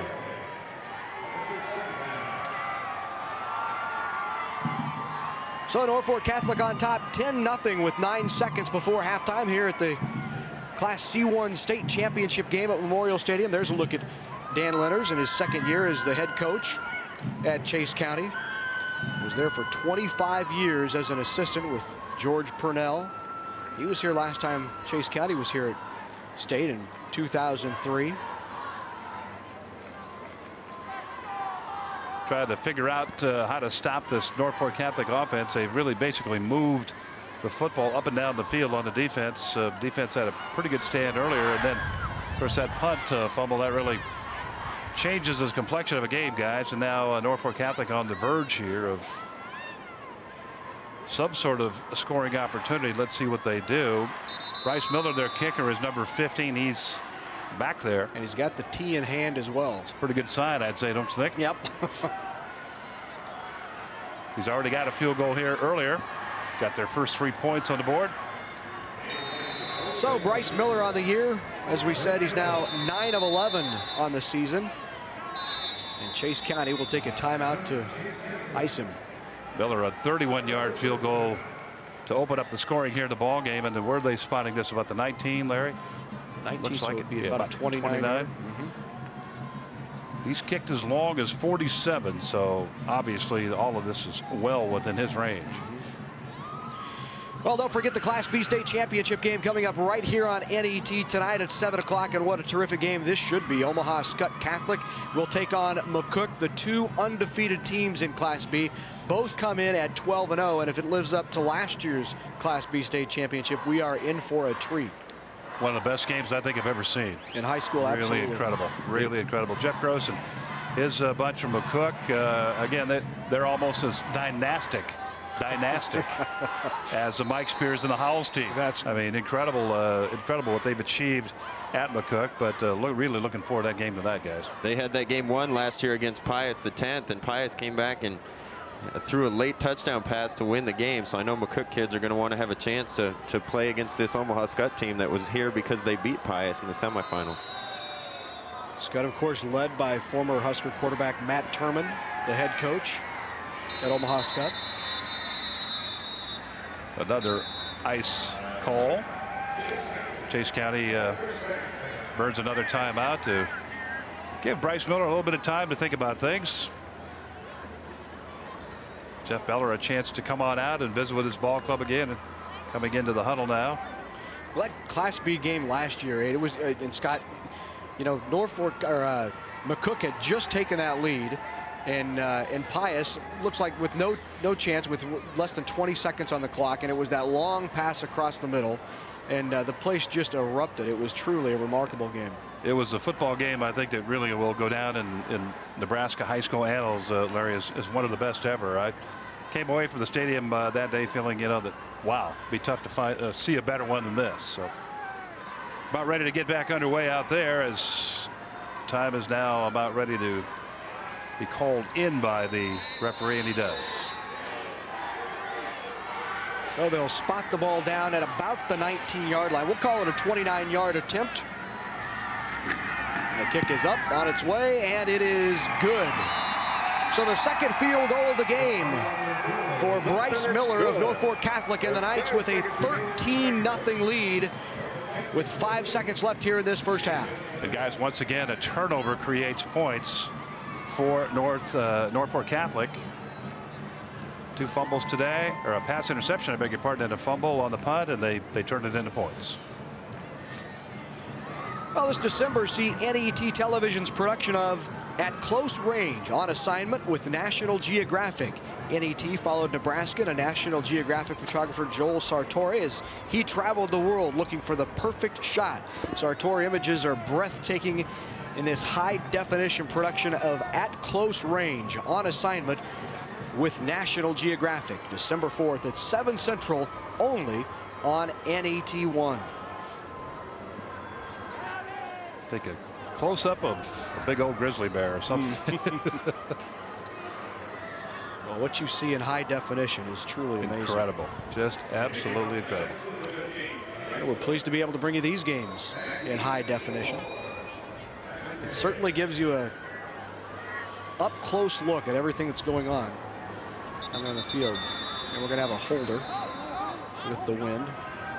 Yeah, Larry, the high def gives you the ability to just see all the detail on the face painting that goes on behind the face mask, the grill of the players. Scott, you're a big fan of that, aren't you? Well, I tell you, I don't know if they were confused and thought they were going to have a WWE wrestling match out here today or what, but they're getting a little creative with that eye black.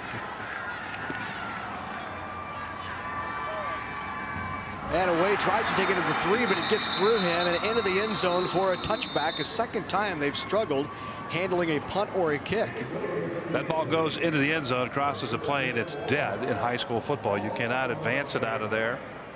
You just go back and you better cover it, but it's dead once it gets in the end zone. So they'll bring it out to the 20 and go from there. In college ball, you can go back and get it and bring it out. High school ball, you can't. And somebody for University of Pittsburgh should have taught their kick returner that earlier this year. They had one of those, and he tried to bring it out. And they got the ball on the 1, and we took advantage. Yeah. So 3 seconds left here in this first half. Norfolk Catholic on top 13-0. Chase County will take an E, and that will do it for the first half. 10 points off of turnovers by Jeff Beller's Norfolk Catholic squad. And the Knights have a lead 13-0 as we head to halftime.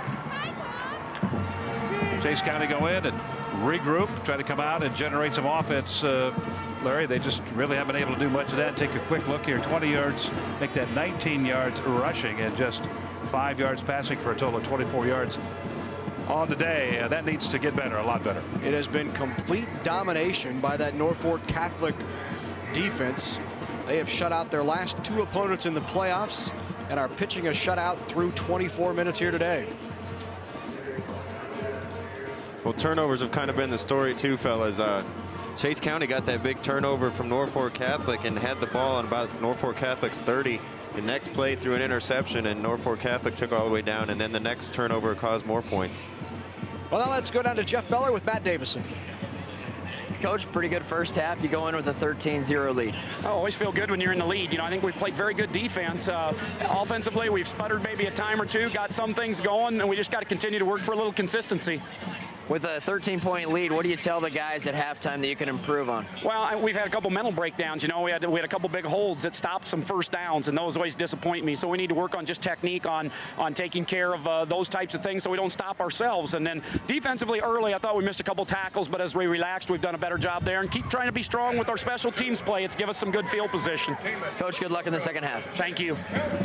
Through 2 quarters, Jeff Beller's Knights are in control, 13-0 at the break in the Class C1 state championship game.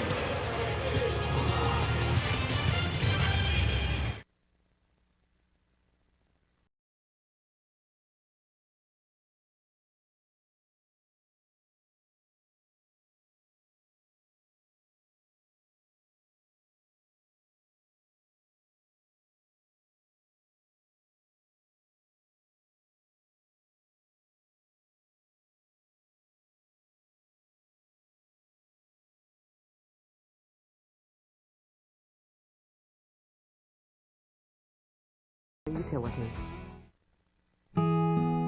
Ted Kuzer lives in Garland, Nebraska. He loves his wife, his dogs, and his time alone. I wanted to do the kind of things that senior citizens do, wear baggy old pants and sweaters, and then suddenly I got famous. Kuzer won the Pulitzer Prize for Poetry and became the 13th United States Poet Laureate. Coming in December to NET1. The channel you're watching now is NET1.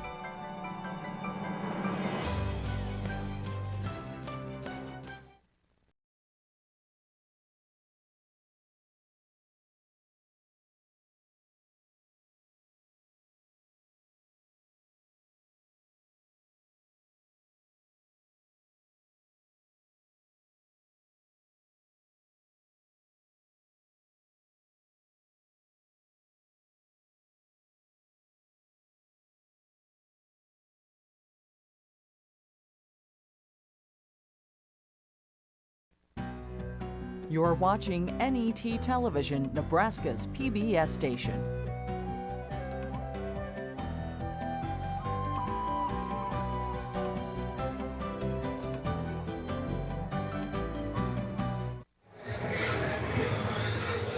And welcome back to Memorial Stadium, the Class C1 state championship game. We are at half, and Norfolk Catholic is in control, 13-0 over the Chase County Longhorns.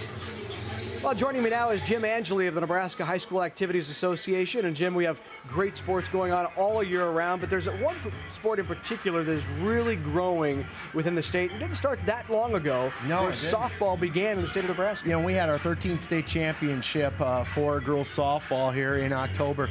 And it's amazing how we've grown since one class way back when, 13 years ago, to now 3 classes. We had 5 schools that added softball this past season.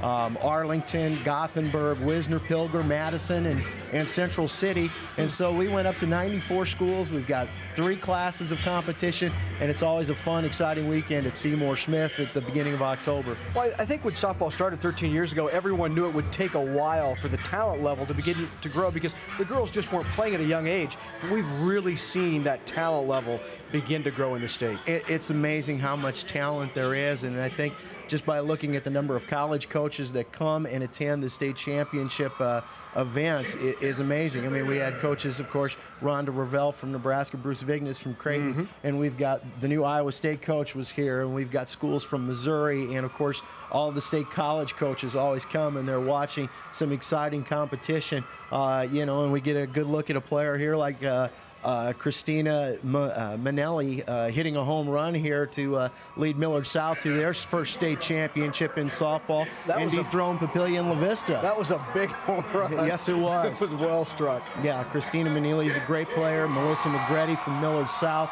They did an outstanding job. Papillion La Vista had won 10 consecutive state titles going into this past season.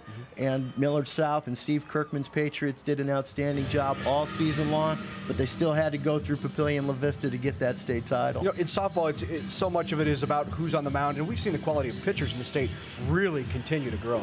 You've got a whole list of kids. Yeah. You know, I mentioned already the Negretti girl from Millard South. You've got Tara Oltman down there, Beatrice, an outstanding pitcher. Probably the new and upcoming one is Ashley Hageman at Elkhorn. She's a sophomore, leads them to their second consecutive state title. Kelly Slottick at Fillmore Central, Exeter Milligan leads them, does an outstanding job. She loses her first game of the season in the state tournament in the championship semifinals, comes through the losers bracket, wins 2 exciting close games against Logan View, and they win a state title in Class C. So there's a lot of talent out there on the pitcher's mound. And you've really you have a terrific venue for this high school championship. I mean, Seymour Smith, what a dynamite facility. It's a great facility, and I have to thank so many people who set that place up for us. Dr. Peg Nayland from the Omaha Public Schools, Bob Danenauer from the Omaha Public Schools, Bob Knutson from the Metro Omaha Softball Association, Randy Garlip from the Omaha Parks and Recreation, and all of his crew. It is so neat. One of the most beautiful things to me is to see a well-manicured baseball or softball diamond, and to get there early in the morning at 8 o'clock when the fields are fresh and the chalk is down on the field. There's nothing more beautiful than that. There's something about that sport. I mean, the chants and the close proximity, it creates a fan-friendly, really fun atmosphere in softball. That's the unique thing about softball is we've got 4 diamonds right there, and you can watch 4 games all at once at the Seymour Smith Complex, and it does. Something is going on one field, and everybody will run over there, and then they hear the crowd noise over another field, and everybody runs over there to see what's going on. So it is a fun, exciting weekend. If you've never had an opportunity to be there, you really should at least give an opportunity to go up there some weekend and see those state high school championships in softball, because they are a lot of fun. Let's take a look at the 2005 state results, and here are your champions in Class A. You mentioned Millard South. Millard South, the Patriots did an outstanding job. They played great from the get-go, and to, like I said, dethrone Papillion La Vista really is fantastic for them. It's a big accomplishment. Elkhorn again winning its second state title, and a new face there. Fillmore Central, Exeter Milligan, that cooperative program coming through and winning its first state title in softball. And as you said, the numbers continue to grow. We're at 3 classes, which is about right. Yeah, I think so. We're pretty well balanced. We've got 28 in Class A. We've got 32 in B and 34 in C. And you never know. We could roll around next spring when the declarations are due into our office and see 3 or 4 more schools that are interested in adding softball, which is great for the entire sport. Well, congratulations on not only a terrific run event up there, but the continued growth of softball in the state. It truly is good to see. Well, it's great to see the kids have an opportunity and schools willing to step up and say, let's give these young ladies a chance to play and represent our school. Jim Angeli, Nebraska High School Activities Association, thanks very much for joining us. Thank you. We'll be back at halftime here at the Class C1 State Championship game. It's Norfolk Catholic on top, 3-0. Stay with us.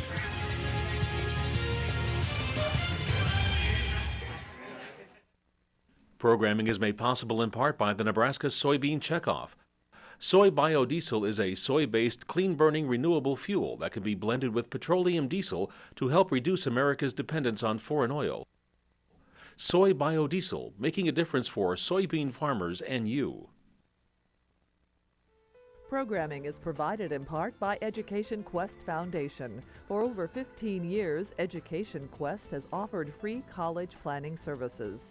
These services include scholarship searches, student loan information, college selection, and help with completing financial aid application. Education Quest is located in Kearney, Lincoln, and Omaha. Appointments are available at 800-666-3721. Hello, I'm Jim Lara. The NewsHour will celebrate its 30th anniversary this year, and I'd like to personally thank you for your continued support of our program. Every weeknight, the NewsHour brings you complete coverage of the most important events happening around the country and around the world. Thank you for helping make that possible. Weeknights on NET1. From American experience, a gripping story of greed. It was mighty easy to make a living with cotton. Betrayal. He had to know right then his father had betrayed him. And fear. first come, first serve, but the whites, blacks, they were at the end of the line. All thrown together by a deadly force of nature. Fatal Flood on American Experience. Monday night at 8 Central Time on NET1. You're watching NET Television, Nebraska's PBS station.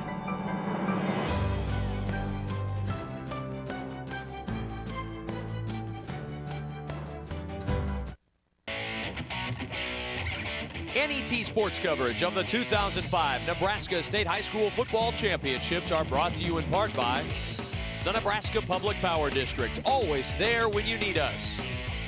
By Education Quest Foundation, improving access to college through scholarships, community grants, and college planning services.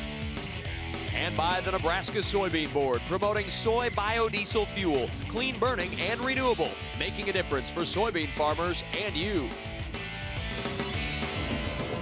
And we're back at Memorial Stadium, where the Norfolk Catholic Knights have jumped to a 13-0 lead over the Chase County Longhorns. A defensive performance being put on by the Knights so far, shutting out that wishbone attack of the Longhorns. And you can see a chilly and cold afternoon or morning here at Memorial Stadium, and the temperature throughout the day is expected to continue to drop, and we may have some rain/snow in the forecast yet today.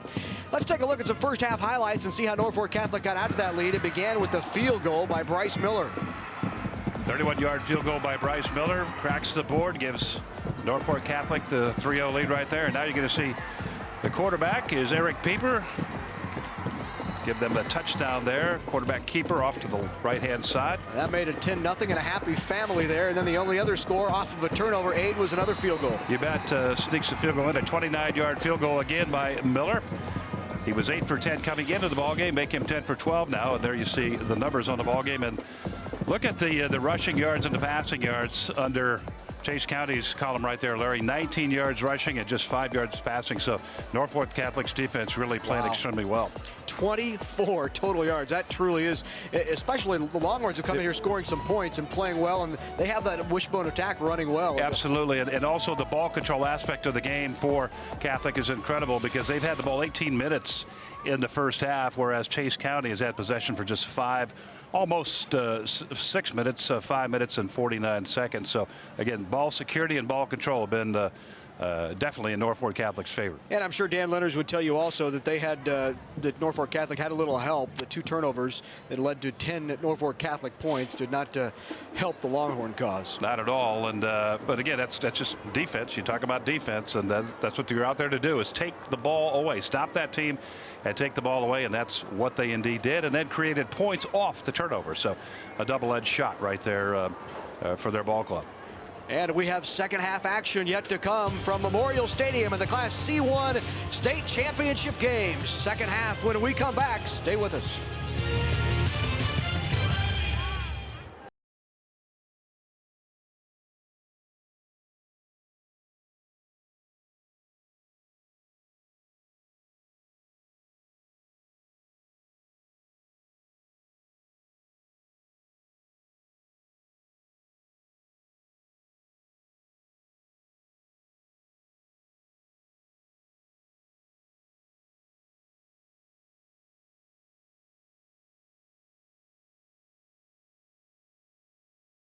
You're watching NET1.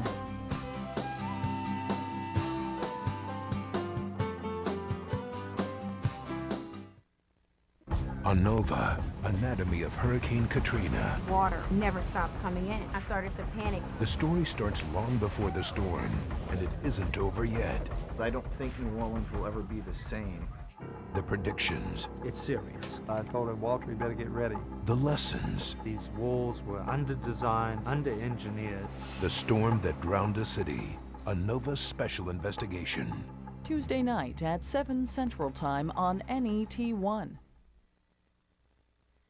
Hi, I'm Kevin Kugler, along with my partner Adrian Fiala, inviting you to join us after the Colorado game for another live edition of NET's Big Red Wrap-Up. Kevin, we'll recap the Huskers' last Big 12 game of the year against the Buffaloes, and rival Sean Callahan will join us with all the latest recruiting news. And be sure to vote in our sideline survey. What bowl game would you like to see the Huskers attend? Check us out at netnebraska.org/Big Red. Join us Tuesday, November 29th for the next Big Red Wrap-Up right here on NET, Nebraska's home for sports.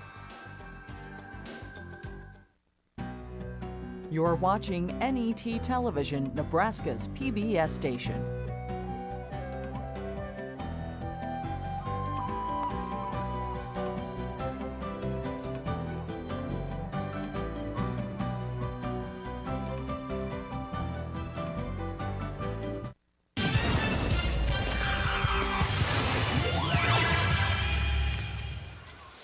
And we are in Lincoln, Nebraska. There's Pioneers Park, as the site of the high school state championships is here in Lincoln, and Norfolk Catholic on top of Chase County 13-0, thanks to that terrific defensive effort and taking advantage of a couple of opportunities. Matt Davison is with Coach. Matt.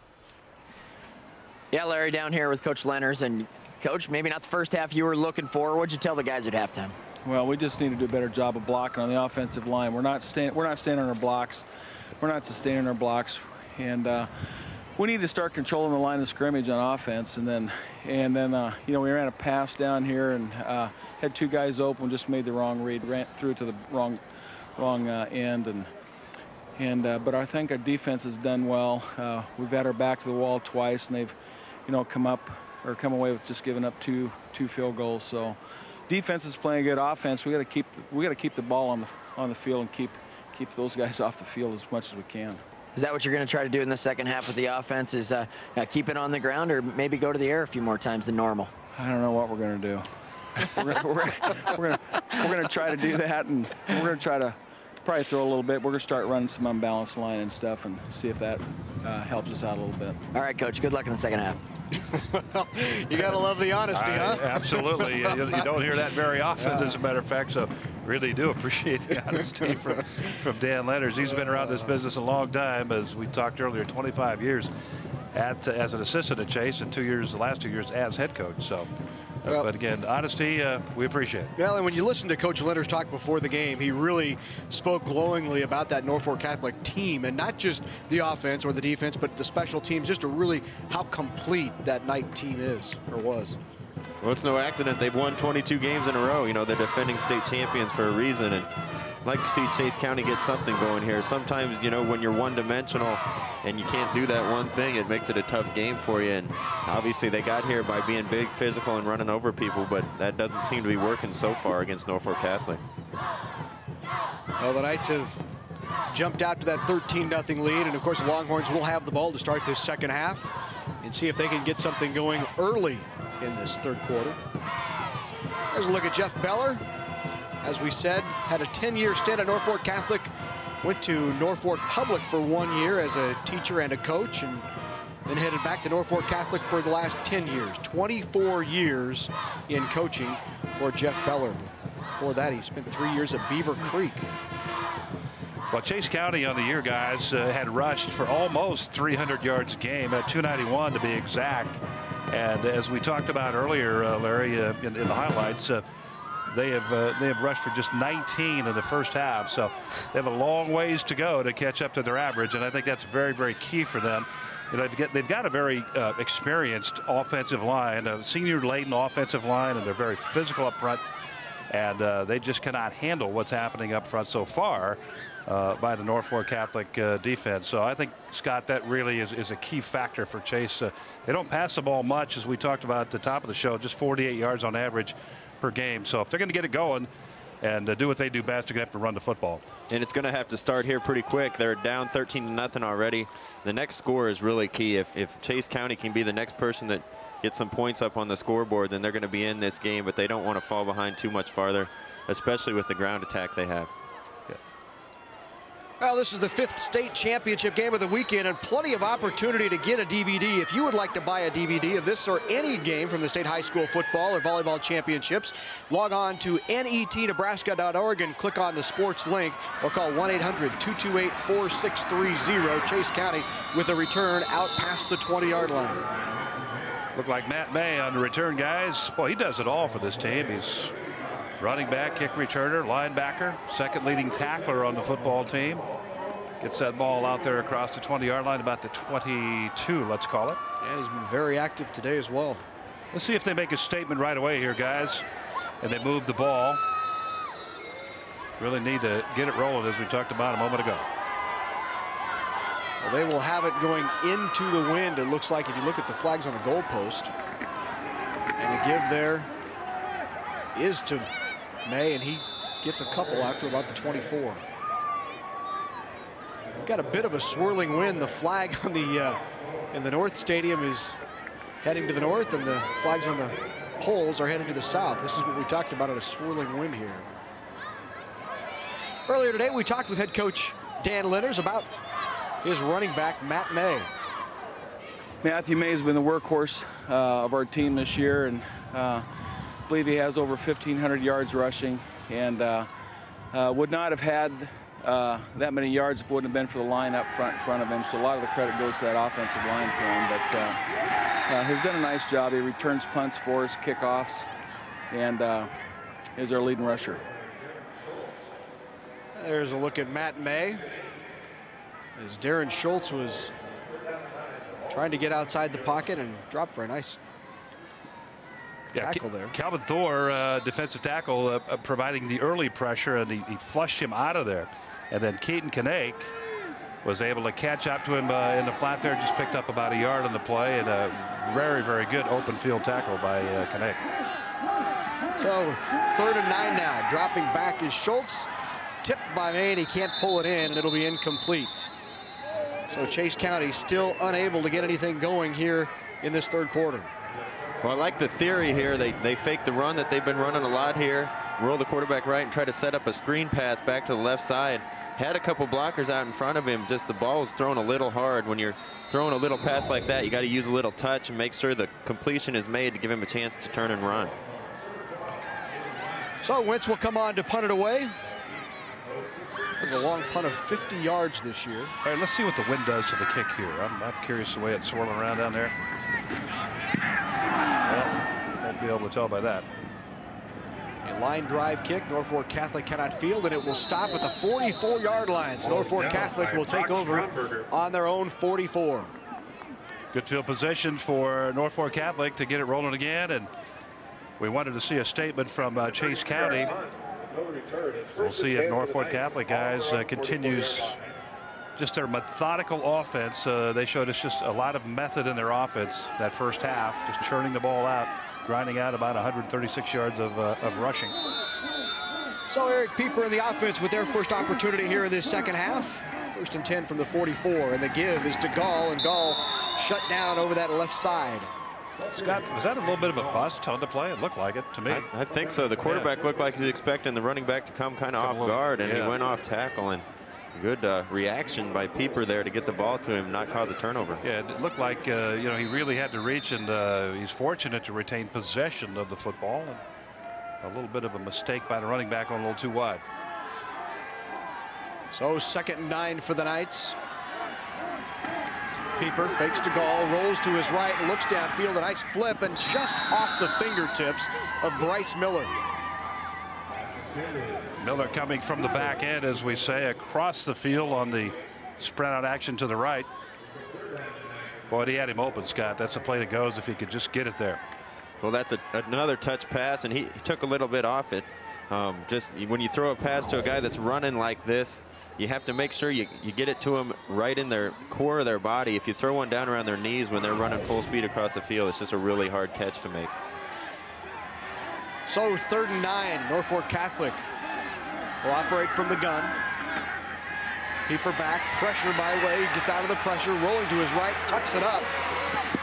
And he will run out of room, and tackled there by Munger. Lance Milner with the tackle.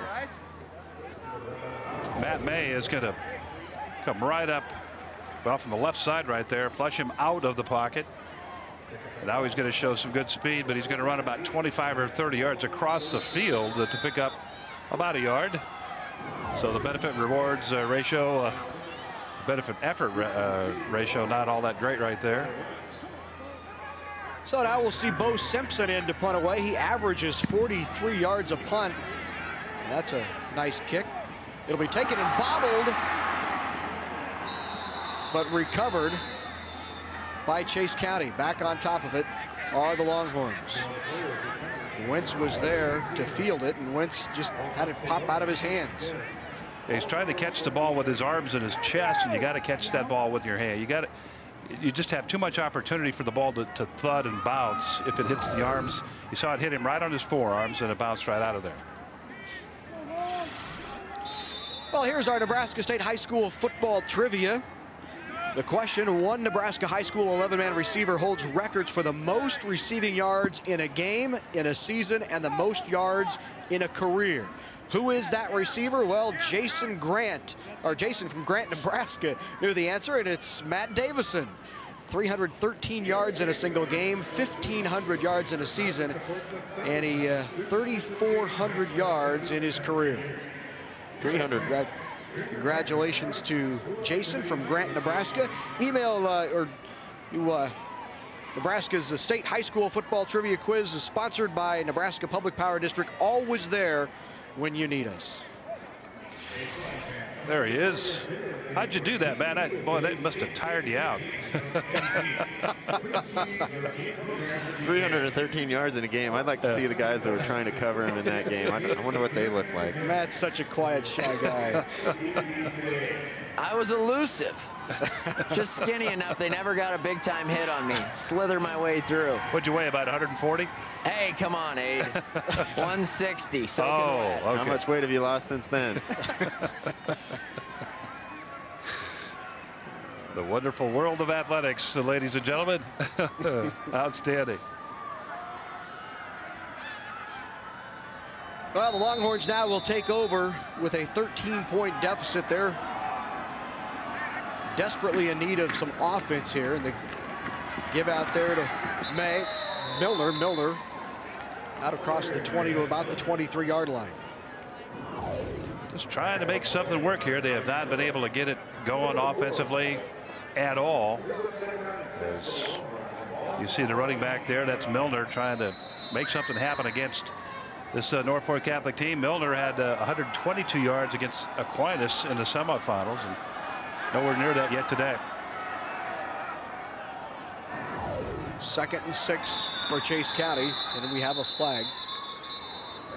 It'll be against the Longhorns. Well, before this flag, we saw the unbalanced line that Coach was talking about before the second half started. He was going to try to get something new going, and he lined up 4 or 5 guys outside the center to the right and only 2 to the left, so an unbalanced right, and they were going to run it back here to the weak side. So we'll see how this pans out and whether Coach Beller's quick to respond to it. So after the penalty, that will bring up 2nd and short for the Longhorns. Schultz to give to Way right up the middle, and May cuts it outside. May is at midfield. May, can he outrun him down the sideline? He's broke the tackle. Touchdown, Matt May. I think I'd stay with the unbalanced line. Yes, sir. 77 yards on the run by Matt May. You know, Bob Devaney brought the unbalanced line to Nebraska back in the early 60s and made it work for the Huskers back then, and it certainly worked for Dan Letters and the Chase County Longhorns as they finally get on the board, and they're making a game out of it, guys, and that's exactly the spark they needed for their offense. Matt May's been a workhorse today, both sides of the ball, and man, he took off there and had enough speed to get around the corner and score the touchdown. One play and Chase County back in it. Now Gabe Litter's on to try the extra point. He's 36 of 45 on the year, and that is no good.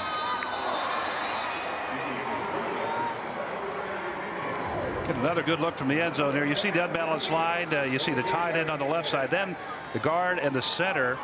Everybody else on the right side. And here comes May.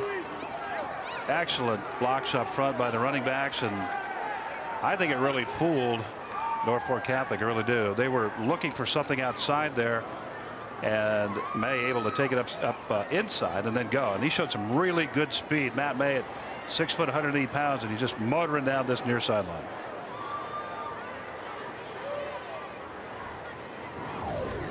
So they've cut the lead to 7. It's now 13-6, a 2-play, 86-yard drive. Of course, on the strength of that 77-yard touchdown run by Matt May. And that's a tough point after, though, too. Not to dwell on the negative, but you have you're a touchdown behind, and if you get both extra points on 2 touchdowns, you got a 14-13 victory. Now they're 7 points behind instead of 6, so that was a big missed extra point. For more than 50 years, NET has been part of this state's history, bringing local news from across the state, documentaries that affect Nebraskans, and statewide coverage of high school and collegiate sports. Help us continue the quality of local programming on NET television. With your support, we'll continue to enrich the lives of all Nebraskans. Visit netnebraska.org or call 1-800-634-6788. Norfolk Catholic will take over at their own 30-yard line. You know, guys, head coach Dan Leonard for Chase County said the second half, when he was asked what he's going to do, he said, I really don't know. I think he did know. I think he had a really good idea what he was going to do, and certainly showed it in that last offensive series as this team responded and go for the long touchdown run by Matt May. So I think he knew all along what was going on. I don't know if he thought it'd work that well. Pieper follows his fullback into the hole. A nice spin move and a gain of about 6 or 7 yards out past the 35-yard line. Time to answer for Norfolk Catholic. They gave up 6 of their 13 points that they were leading at halftime, and they can take this ball back down. They'll stay in control of this game, but there's 7:23 left in the third quarter, and they got that much time left to go with the wind. So they threw the ball a lot better with the wind in the second quarter than they did against it in the first. Eric Pieper, the 5'10 senior, and the give to Gall. Gall out to the 40 and has the first down. Andrew Gall, 6'1 senior, 1,000-yard rusher this season, and adding to it here today, averages nearly 7 yards a carry.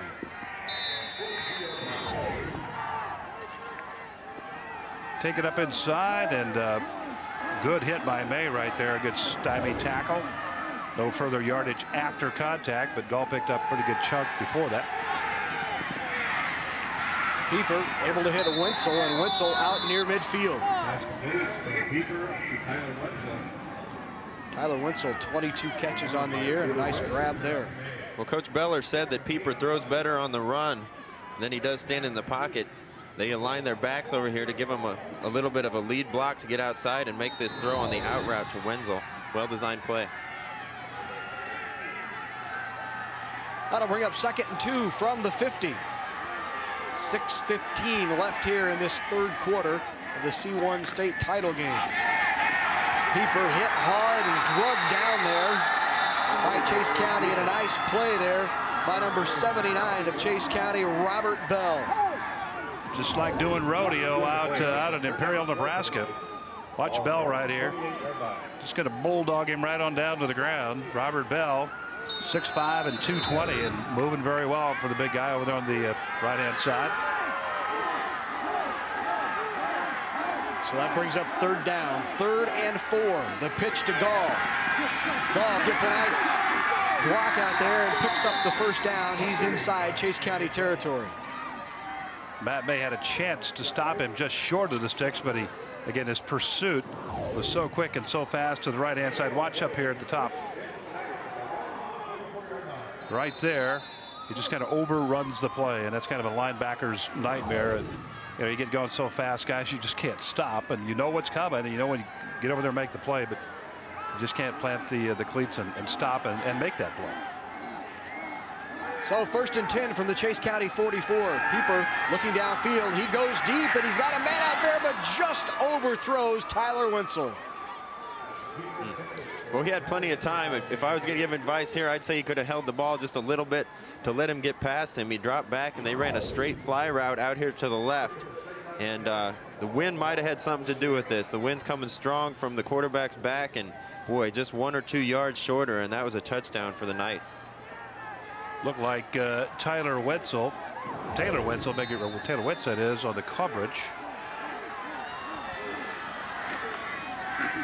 And this give to the fullback, Bo Simpson. Simpson picks up a few. That'll bring up 3rd down. Chase County's defense, we talked about this earlier, again, running that 4-man front down. And when they line up on the football here the next time around, take a look how their linebackers stack up in there. They'll have 2 backers to the inside, and then Matt May is kind of he'll dot kind of the wishbone formation of the linebackers, actually. Well, they're not going to do it this play. It's a little different now. I'll point it out here in a minute. Pieper pulls it down and scrambles, and he will come up shy of the 1st down. They will call him down. No fumble on the play. Good call. He was down.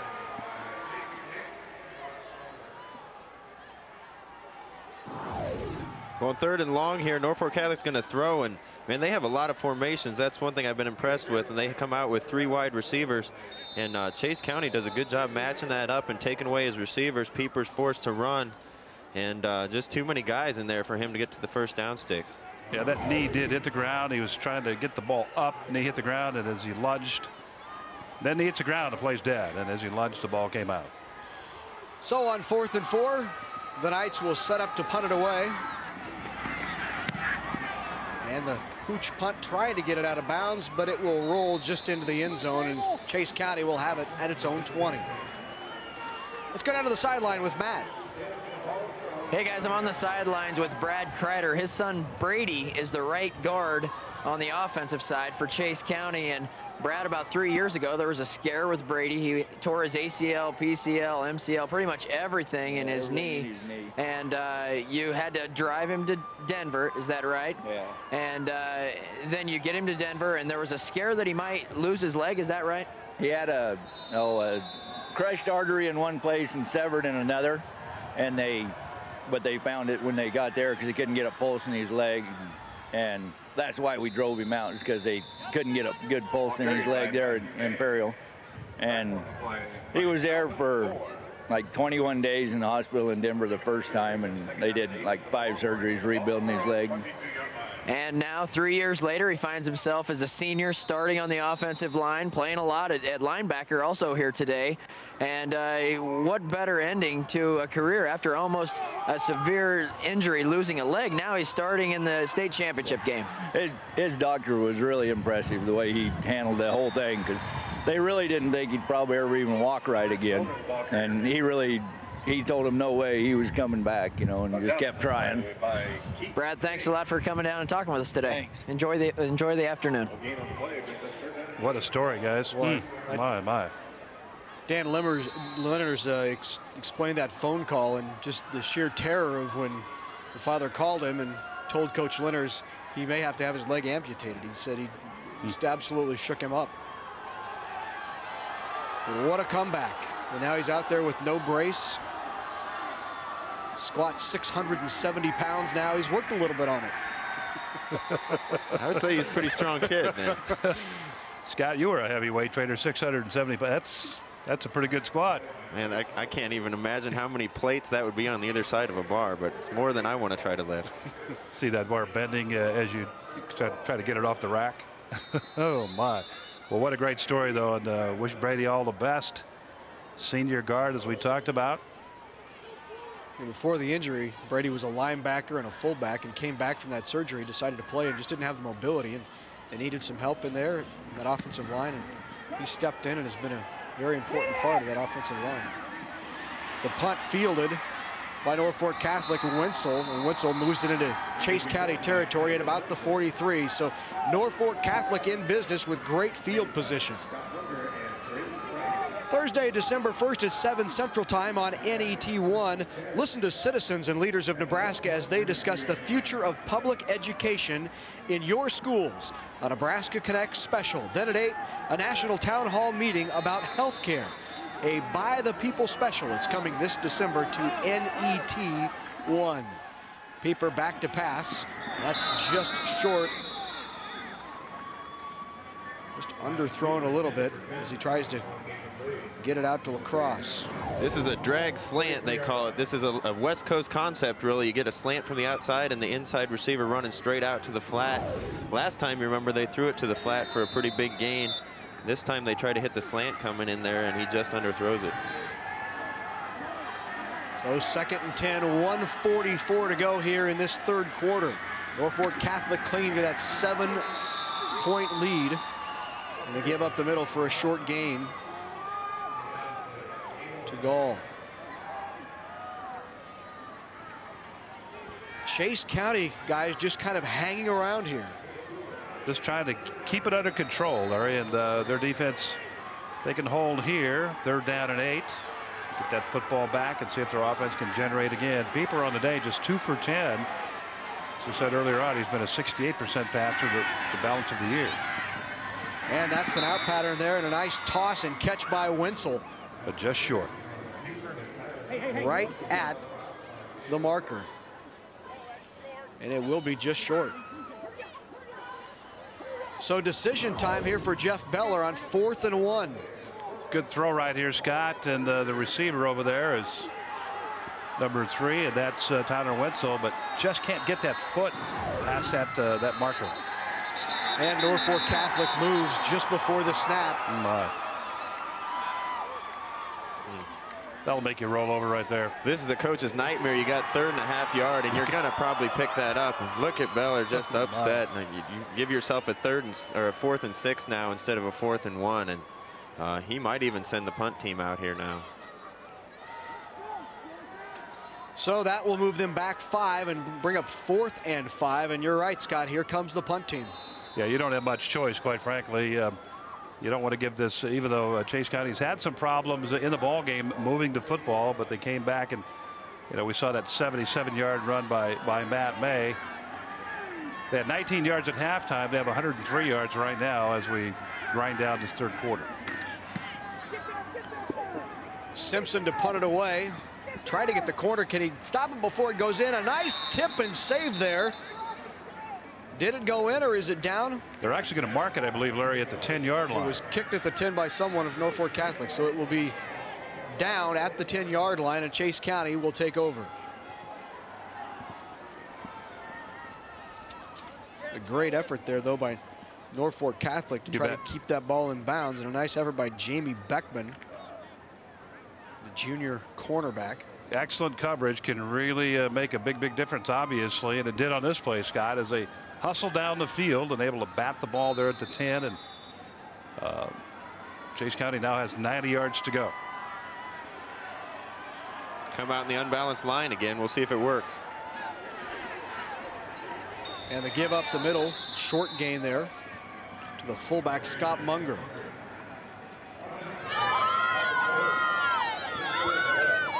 Well, they're trying to heat up the action here today, staying warm and keeping the spirits high. Try to get will their team to a little offense here as we grind her down, like I said, third quarter, 33 and counting. We'll get to that fourth quarter, guys, and still anybody's ball game, quite frankly. Chase County came in having averaged nearly 340 yards offense per game. And other than the big play by May, they've struggled, and May gets to the outside here and will step out of bounds at about the 17. Well, when a team runs an unbalanced line like this, you got to treat the guard to the unbalanced side as the new center and just line up like you normally would against a regular set with that many linemen. I don't think they quite got lined up right that first time, and now they are. Still got outside to the weak side that time for a pretty good pickup for May. So from the 17, Chase County, 3rd and 3 for the Longhorns. Clock ticking down here in this third quarter, and the give is to May, and May will be short of that first down. Setting up that unbalanced right again, and all the power is on the right side. They try to go to the right side, the short side of the field. And Norfolk Catholic just slants their people. Slants their defensive line into that area and shuts the play down. And that will do it for the third quarter, but thanks to the running of Matt May on a 77-yard touchdown run, the Longhorns are back in it. It's 13-6 as we head to the fourth.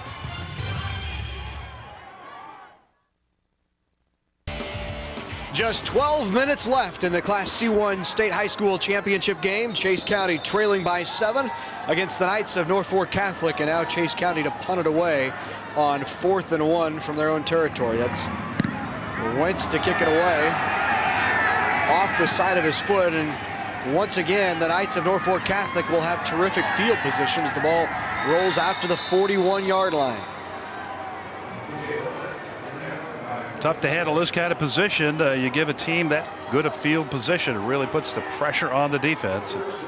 We'll see how they respond. So far they've responded well. The Chase County defense has responded well here in the second half. See if they respond well again, guys. So the Knights with that 7-point lead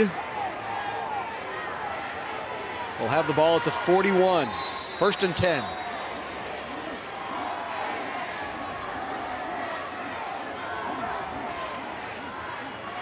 And Pieper with the give. That's Ben Lacrosse. Lacrosse with 18 carries for 220 yards on the year. Bo Simpson, the running back, a good block on the corner that came up to support. Created that 4-yard gain for his ball club. Another methodical chunk of yardage that the Knights were able to pick up.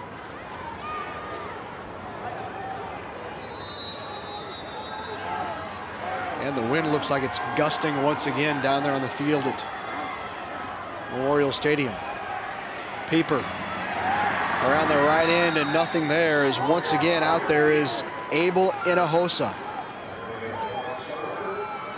This brings up another 3rd down. Sometimes you got to be careful when you jump like that as a runner.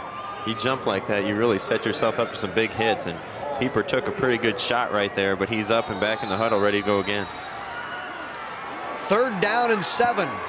Norfolk Catholic unable to move the ball thus far here in this second half, but up 13-6 on 3rd down to the air. And he's sacked. Once again, Abel Hinojosa in the backfield for the Longhorns. And they were bringing Cole Fitzke, the linebacker, on the play also, Larry, number 30. Bring the linebacker right up to see him right up the middle coming, and frees up Hinojosa, confused the blocking on the blitz by the backer, and then Hinojosa frees up and makes the play, gets that sack. Hinojosa, his 5th sack of the season. Well, Chase County's defense certainly has answered the call both of the last times Norfolk Catholic has had terrific field position. And this punt will roll out of bounds inside the 10-yard line. A terrific kick by Bo Simpson. Chase County will have it at their own 7-yard line in a long field to tie the game with 9:57 left. Well, at the end of November, you'll be able to see the reunion concert of Cream, the 60s band that launched Eric Clapton's musical career. The special 2-hour reunion concert can be seen on Great Performances, November 30th at 8 Central, only on NET1. Remember Cream, Aid? You know, I was not a big Cream fan. I will have to admit, but I will watch that, check it out, see what I missed. I like Cream in my coffee. How about you? Hey, and I'm not sure I would know who Cream was, frankly. We could all find out by watching. I know who Eric Clapton is, absolutely. Oh, yeah. And the carry outside the 10. There's Way once again. One back goes one way, the other one comes back. That's May. Tries to find some room, but the Knights shut it up. But he picks up about 4 yards on the play. Trying to come right over that right side. Robert Bell and Brady Kreider over there.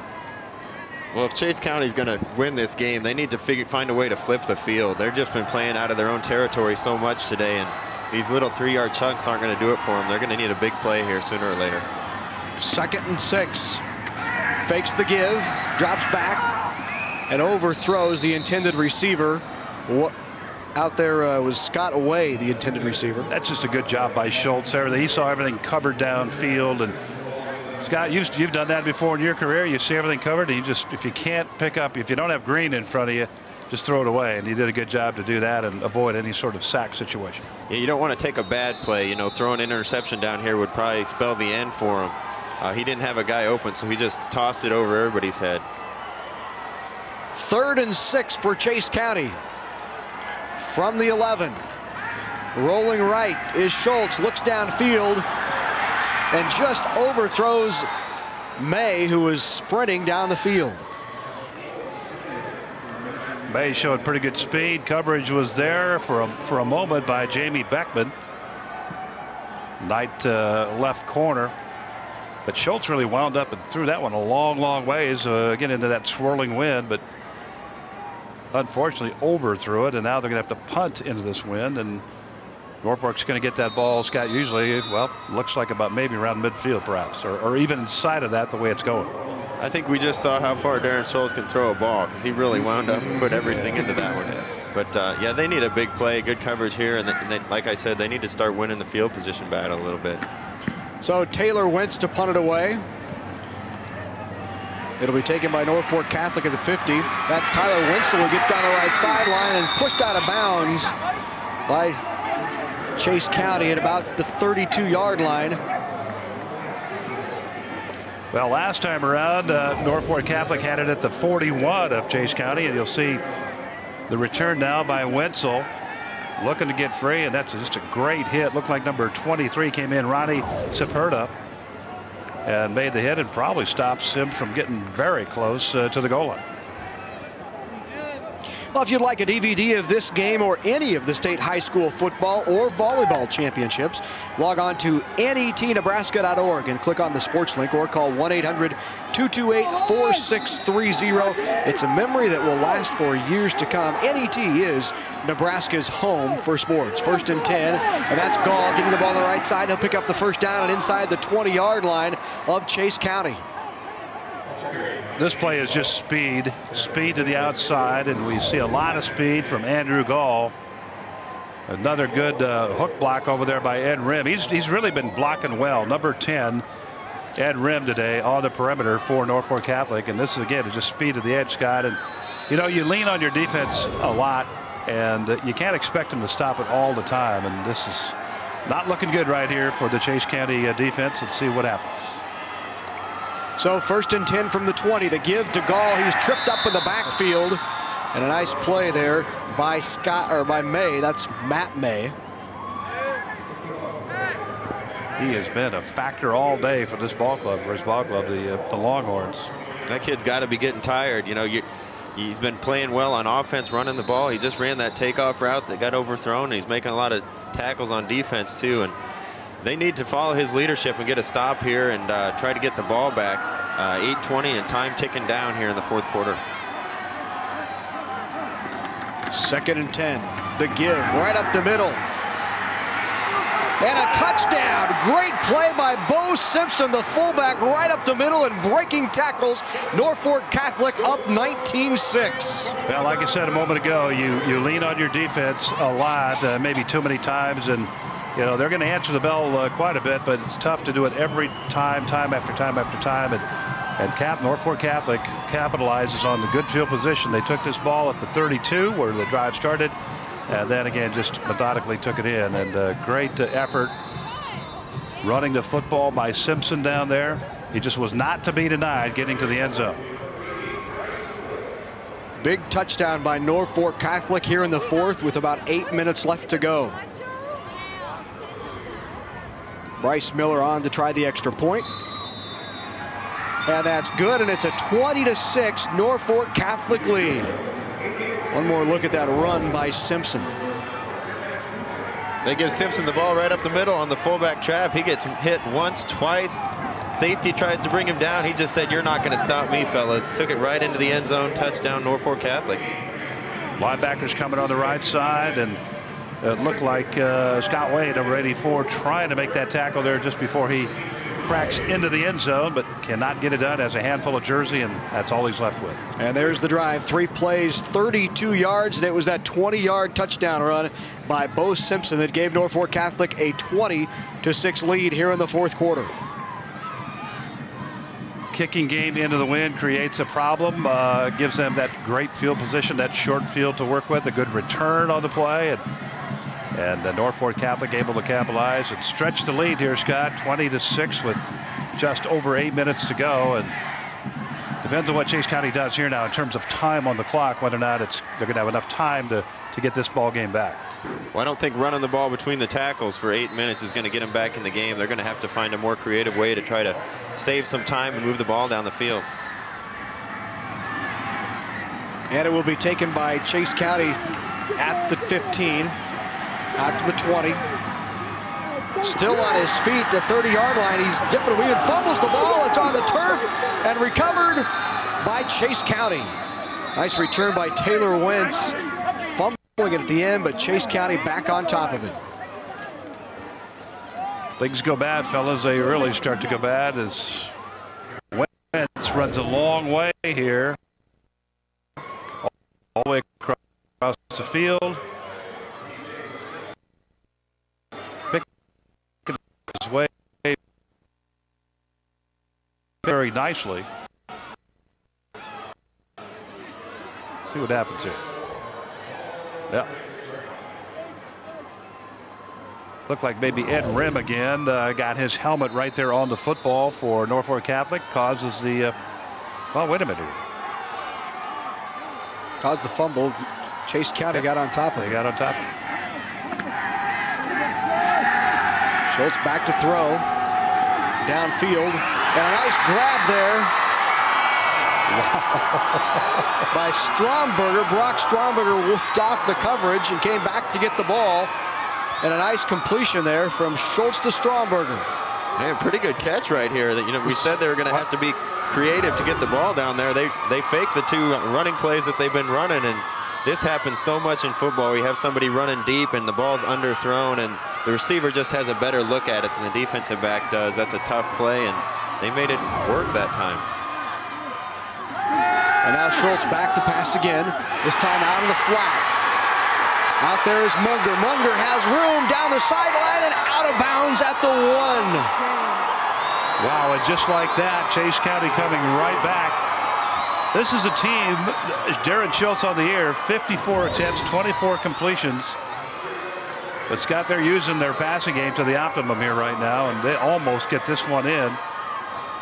And unfortunately for them, they didn't get it in. They're going to use a few more precious ticks of the clock to see if they can get a touchdown here. They're just about 1.5 yards away.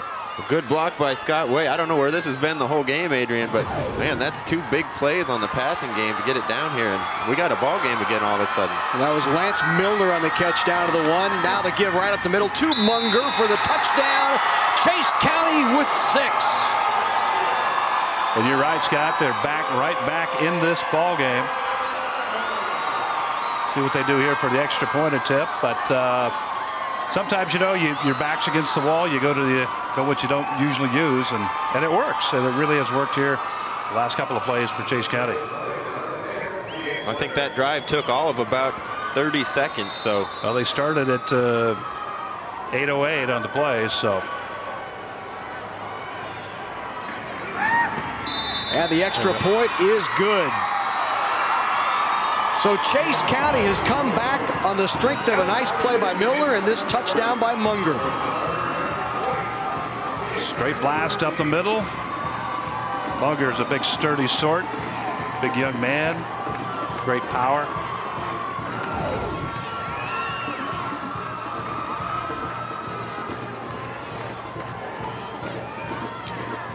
This week alone, NETV Sports covered all 6 Nebraska State High School Volleyball Championships. We also televised the nation's #1 volleyball teams fight back from a 2-game deficit to beat Missouri in an exciting and emotional win. And then there's our weekly Husker football recap, Big Red wrap-up. And now we're here at Memorial Stadium with statewide coverage of the Nebraska High School State Football Championships. Good look at the crew. The sportscasters up here in the booth, they're the face of NETV Sports, but you rarely see the talented folks behind the scenes delivering the broadcast. Engineers, the pictures, replays, sound, graphics, and program content. Guess we're wondering, do you like our performance? Do you enjoy NET's statewide coverage of Nebraska High School Championship and college sports? Send us an email, please, at sports@netnebraska.org, or send us a note. All comments, good or bad, are appreciated. Give us a call or write us at NET Sports, P.O. Box 83111, Lincoln, Nebraska 68501, or shoot us an email there at sports@netnebraska.org. We'd love to know what you think about the coverage. I'd hate to be the guy down there driving that Chevrolet down the sideline. Get a lot of trouble if you run over a cheerleader down there. Chase County has worked its way back into this game. 2013 with 7:24 left. Gall with the return out past the 25, down at the 26-yard line. So Norfolk Catholic will try to answer the quick strike of Chase County. Well, this game has just been a lesson in persistence, guys. You keep at it, stay with it. It's, as I talk about, I use this word a lot in this ballgame, methodical, and both teams have pretty much been that way. And Chase County just well, they're not just willing to go away. So they came here to win a ball game today. They've tried 3 times, come empty 3 times, trying to win a ball game. 1st and 10 from the 26. Reverse to Norfolk Catholic, and out on the corner, that's Lacrosse. Lacrosse has some room. He's out to the 45-yard line. Lacrosse with the carry. Now, this is a situation where, Scott, as a runner, and youngsters looking in, you might learn, you will learn from this. You had 2 people out front there. And as we watched Ollie Slope last night from Lincoln Southwest, he sets up his blocks so well, and he waits for the blocks to develop. Now watch this here as Lacrosse is going to come around. He's going to have 2 people out front here, but he outruns the blocks. He outruns his blockers. You just have to set those up and make it work. If he does that, he probably goes. Yeah, he had a chance to cut it back here, but you got to take your hat off, too, to Taylor Wentz. Oh, yeah. He had 2 blockers out there for him, and, you know, despite the fact that he should have cut back, Taylor Wentz had to take on both of them and make the tackle. Great job by him. And there's Gall up the middle for a short gain. Chase County really needs to bow those Knicks now with about 6.5 left here in this 4th quarter and down by 7. All up to the defense right now to get that football back, Larry, as you said. They've been able to, at times, take care of business, and other times give it up. So we'll see what happens here. Last time they were leaned on and they allowed that touchdown, but 6:14, still plenty of time in the ball game, but they need to make something happen right now. 2nd and 9 from the 46. Option right. Peeper will keep it. Out to the corner. He's got his man beat down the sideline and run out of bounds there by number 88, the tight end, the Stromsberger, the safety. 1 man to beat on the option play here, Scott. Now, when he gets down here, let's see, I think it's number 10, I believe. Gabe Lenners. Yep, right there. Does he pitch right there? Should he pitch? Well, he could. The pitchback was actually a little out of position, so I don't fault him for doing it. You know, that's the kind of play. If he's in the right place, you get that pitch off right there, and the I-back's down the sideline. But he decided he was in better position and tried to outrun him. Still a big play for the Knights. And if you're not sure, hang on to it. Just absolutely keep possession. Gall with the carry up the middle for a gain of about 5. Norfolk Catholic beginning again to have success on the ground now. They did earlier on the ground as well. And Larry, they're also burning time up too with this drive. 5:35 and 4 and 3 and counting down. That's why I said the defense really needs to make something happen, and happen soon. And with the field goal ability of Bryce Miller, Norfolk Catholic just needs to get it in field goal range to make it a 2-possession game. And the give there to the fullback Simpson, and he's out near a 1st down.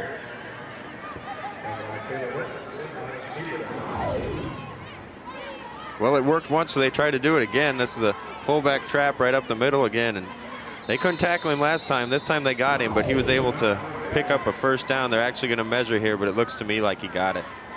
I think he did, based on where that first official spotted it inside the hash mark. It looked like he had the 1st down, and he does.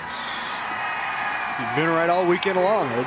Well, you know, that was easy because when the officials spotted it inside the hash mark, and what is that, the 27-yard hash mark, it was inside there, Larry, and you look over, and it was clearly beyond that, so no problem. But Aaron Schulte on that last play, guys, he's been a force up there in that offensive line at the right tackle. Excellent block last time around. 1st and 10 from the 27. Gall gets a couple. Down to the 25, and time continues to tick away, now inside 5 minutes. Here's a good look at Cepeda. You know, you'd like to say, you'd like to think or say that if Chase gets the ball back here, Scott, that they certainly have a problem getting down the field because they don't throw the ball. But wow, we saw the last series, they threw it very well. They got down the play, like you said, in about 35 seconds. So that can be done with 4:28 and counting now. 2nd and 8. Pieper follows his fullback into the hole, and another gain of about 2. That'll bring up a 3rd down. Well, another quarterback follow here. He fakes to the fullback and goes up in. And if you're Coach Beller right now, I think you got to be thinking touchdown. You got a great field goal kicker on your team, but you're going to be kicking back into the northwest wind, and it's still a decent field goal from here. So I'm sure he's going to want to pick up this 3rd down, maybe even run a play that gets him closer to the stick so he can go for it on 4th. Well, Jeff Beller, good look at him there. He told us earlier this week, inside the 20, anything inside the 20, and they'll try a field goal. So 3 yards from getting to that point, but 6 yards from the 1st down. On 3rd and 6, the pitch to Gall. Cuts it back inside, and he gets just inside the 20. So now decision time for Norfolk Catholic. Great job by Lance Milner from the corner over there on that far side. Number 21. You'll see that wide toss. There's number 21 just coming into the picture, and he makes the hit. Gets a little help there. Looked like Jake McDaniel, 54. And they will indeed bring the kicking team out here. But that wind is cutting across. It's going to be an interesting kick, guys. It's a cross if you look at the flags on top of the goalpost. If you look at the flag in the northeast end zone, it's going straight into his face, which means it's likely swirling a bit down there. Bryce Miller, 10 of 12 on the year, along with 47. This from 37 out. It's up and no good. Chase County has held. Little wide left on the kick.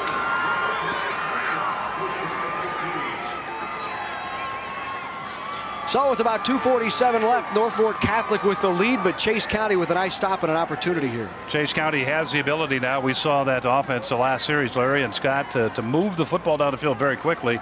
See if it happens again here, throwing the football. Well, they found it up their sleeve somewhere, a trick that we didn't know they had. I wouldn't exactly compare them to the Buffalo Bills no huddle of the 80s yet, but they're starting to show us a little something in the passing game, and they're going to need it again. 2:47 left. Chase County with the ball from their own 20. Dropping back as Schultz tries to hit him out in the flat. Nice grab out there by number 21, Lance Milner.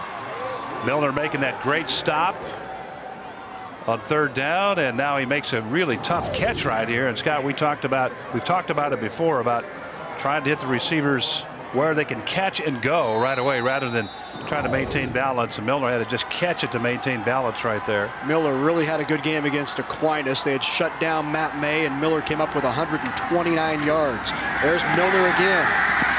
Milner with the 1st down out past the 30-yard line.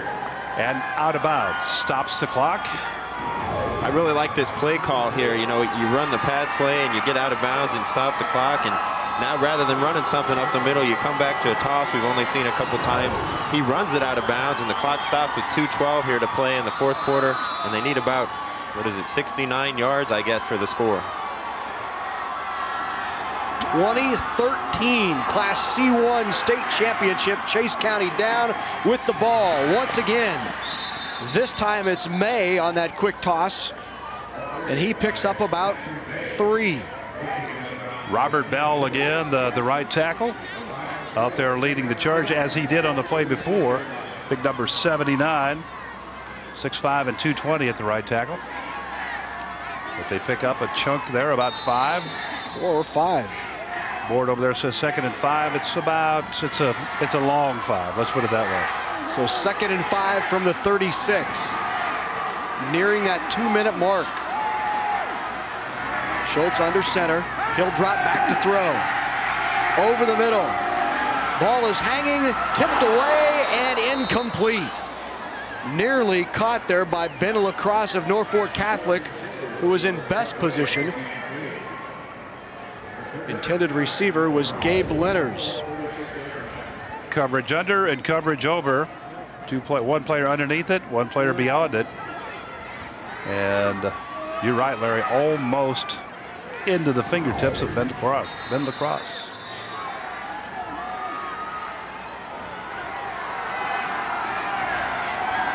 So 3rd down and 5. An important down here as we are at 2:01 of the final quarter.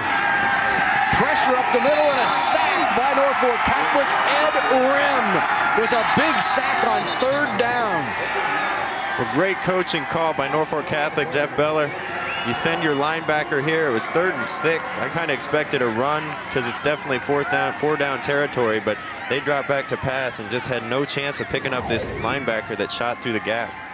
Ed Rim, senior, has been a big factor all day on offense and on defense, and probably never as big in the ballgame as that play right there, because that creates the big question for Chase County and Dan Lenners right now, guys, and that is, what do we do? I mean, they really got to go. I mean, they give up the ball here, game's over.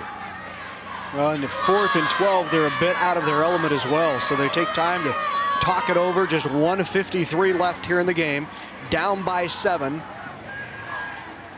in a must-go situation. There's Dan Lenners talking it over with his club. Darren Schultz. Well, I don't see how you can run the ball right here. You just haven't been picking up the kind of chunks of yards that make you feel confident about handing it off for a 12-yard gain. So I expect we'll see a pass play. Trick plays usually don't work in this type of situation either, because the defense is on their toes and not looking for a run. So I expect we'll have to see some kind of pass play, and the quarterback's accurate and they have somebody open, they have a chance. Lance Miller wide right, he goes in motion. A quick toss out there to May. May will try to get the corner. May's got the corner. Can he get the first down? No, just out of bounds. A yard and a half shy of the first down.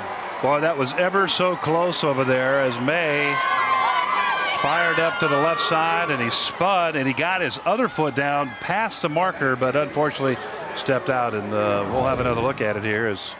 This will give us a good look at that take us a good look. See, he comes down beyond the marker, but I think he obviously stepped out. Official right there to make the call. Yep, he sure did. Oh, just by his heel. Just by his heel. Left. And then that other foot came down beyond the marker. A very unfortunate turn for Chase County. So 1:46 now left, 2013. Norfolk Catholic on top, and Chase County needs a turnover. They do have 2 timeouts left, so I'm sure they'll be able to call these timeouts. If they can keep them from getting a first down, they'll probably get the ball back. There's a little bit of time left on the clock, and hey, you never know, another 40-second touchdown drive, and they're back in the game. And on cue, Lenners calls timeout, so 2nd and 10, 1:42 left here in the 4th quarter. Try to do the old hit and rip routine as far as tackling goes. Get as many people after the football as you can to make sure the tackle's secure by the first hitter or second hitter, and then everybody else comes in and try to rip that football out of the ball carrier's arms with 1:42 to go here. Tough situation, but hey, it's been done before. And conversely, if you're Norfolk Catholic, this is what you call a 4-minute drill, where they're going to try to hold on to the ball. It's just going to take 1 first down probably for them, and they'll be able to run out this clock. So key time for Chase County's defense. Well, we've had some great games here at the State High School Championships. Another one right here. If you'd like to order a DVD of this game and have memories for a lifetime, give us a call, 800-228-4630, or log on and get your DVD at netnebraska.org, 1-800-228-4630, and get a DVD of any State High School Championship football or volleyball game.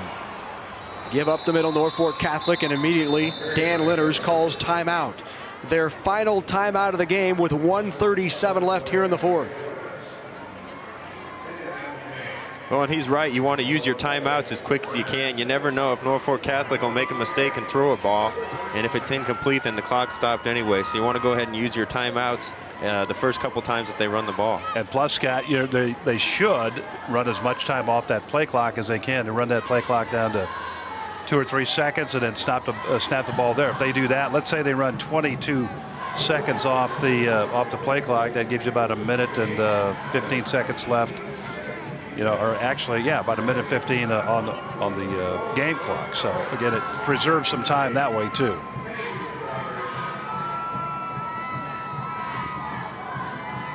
So Chase County trying to get this ball back for one last chance, but in order to get it, they're going to have to come up with a stop here on 3rd and 6.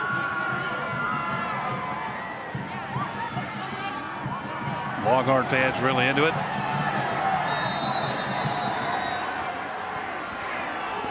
So 3rd and 6 from the 36. The give to Gall, and Gall tripped up. Nope, that's not Gall, that's fullback. Simpson just tripped up, just short of the first. My guess is Coach Beller will do what he did in the first half, let the clock run down till the play clock's real low and call timeout.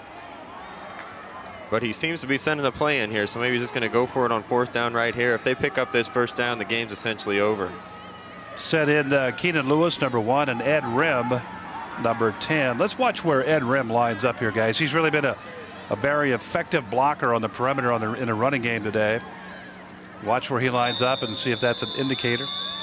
So Norfolk Catholic lets that play clock run all the way down to 1 before taking a timeout. So with 55 seconds left, 4th and about 2, Jeff Beller will talk it over with his club. But you're right, Scott, this is the play if Norfolk Catholic goes for it for Chase County.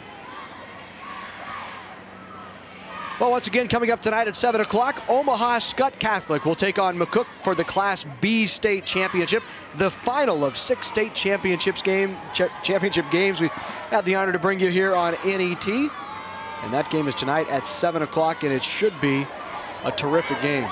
Both teams come in 12-0. McCook led by, once again, just dynamite speed, survived a couple of scares from Holdridge this year to remain unbeaten. McCook, 2 big wins over Lincoln Pius X. McCook also with some big wins along the way against Beatrice in the playoffs. Skutt also beat Beatrice, which was a very talented, quick team this year.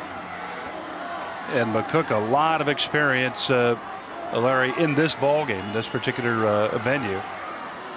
Jeff Gross he's had a lot of fun in this ballpark. Game rides on this play for Chase County. 4th and 1. Pieper keeps it around the right end. He's got the 1st down.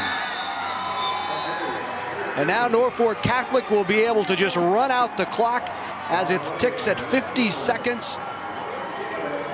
And they'll roll that game clock shortly, and it will continue to tick away, and Chase County cannot stop it. Clock stopped just to move the chains on that 1st down play, and it'll fire up here right now as Robert Benson, the referee, spins the arm. And that should about do it, gang. They were oh so close to stopping that. It's just when you fake to 2 people and then have the quarterback keep it, there's too many options for the defense to try to stop on that short of yardage situation. So hats off to Coach Leonard. They really fought their way back in this game, but looks like they're going to come up about 7 points short. Well, this without question the toughest game of the season for Norfolk Catholic. If you take a look at what they've done throughout the year, first 10 games they won by an average of 42-7. The last couple of games have been shutouts, but they won both of those, 17-0 and 13-0.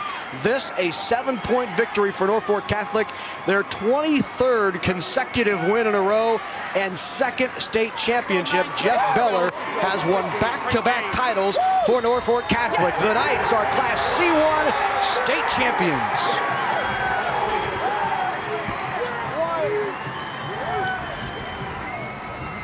Beller and Dan Leonard, the head coach for Chase County, exchanging great sportsmanlike gesture, and now the teams will do the very same thing.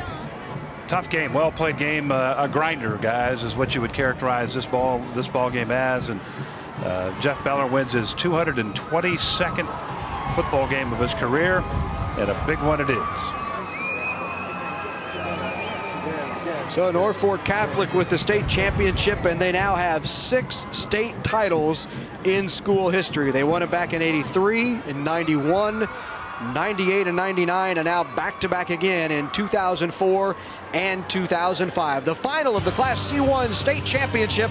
Norfolk Catholic wins it over Chase County 20-13. We'll be back with the medal presentation after this. And they are your state champions, the Norfolk Catholic Knights, with a 20-13 win over Chase County, the Longhorns. And it was a defensive battle. Neither team really opening it up offensively. And Norfolk Catholic, they're your state champs. Now for the medal presentation, let's go to the public address announcer, Dwight Weiniger. The Nebraska School Activities Association is honored to have medals and trophies for both of these outstanding teams. The award presentations will be made by NSAA Board of Control members Glenn Morgan from Neely Oakdale, Dr. Dallas Watkins from Dundee County, and U.S. Bank Representative Jeff McCowan. Here are the awards for Class C1 runner-up Chase County High School. Will head coach Dan Lenners and your assistants please come to the sideline stage to present the silver medals to the members of your team. Players, as your name is called, please come forward to receive your medal. Number 5, Skylar Heathers. Number 10, Gabe Lenners. Number 12, Taylor Wentz. Number 15, Darren Schultz. Number 21, Lance Milner. Number 23, Ronnie Sieberda.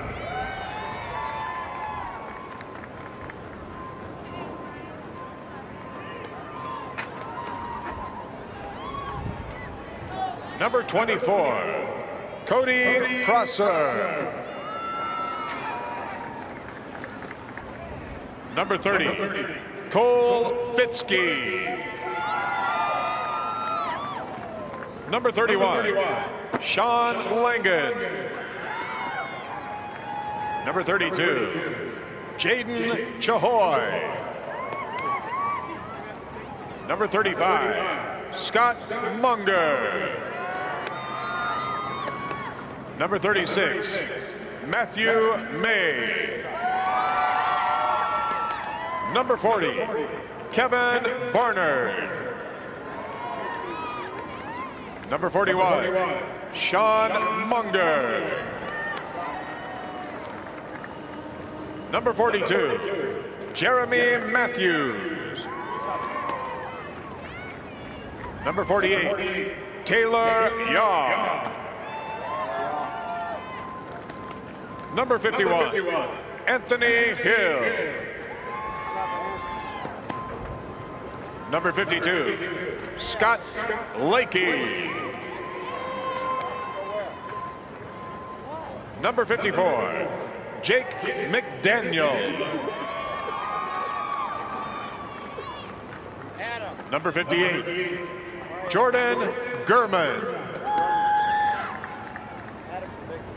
Number 59, Hadley Hill. Number 60, Samuel Knitzel. Number 61, Colton Corder. Number 62, Carrie Swanson. Number 63, Gregory Dannett. Number 65, John Wallace. Number 66, Colt Reese. Number 67, Trevor Rowley. Number 69, Brady Kreider. Number 70, Colton Scump. Number 71, Trevor Corder. Number 72, Alex Sharp. Number 74, Wade Corder. Number 76, Craig Davidson. Number 77, Derek Gashler. Number 78, Abel Hinojosa. Number 79, Robbie Bell. Number 81, William Falla. Number 83, Miles Spickelmeyer. Number 84, Scott Way. Number 86, Nathan Hill. Number 87, Trevor Ronfeld. Number 88, Brock Stromberger. Number 89, Wesley Prosser.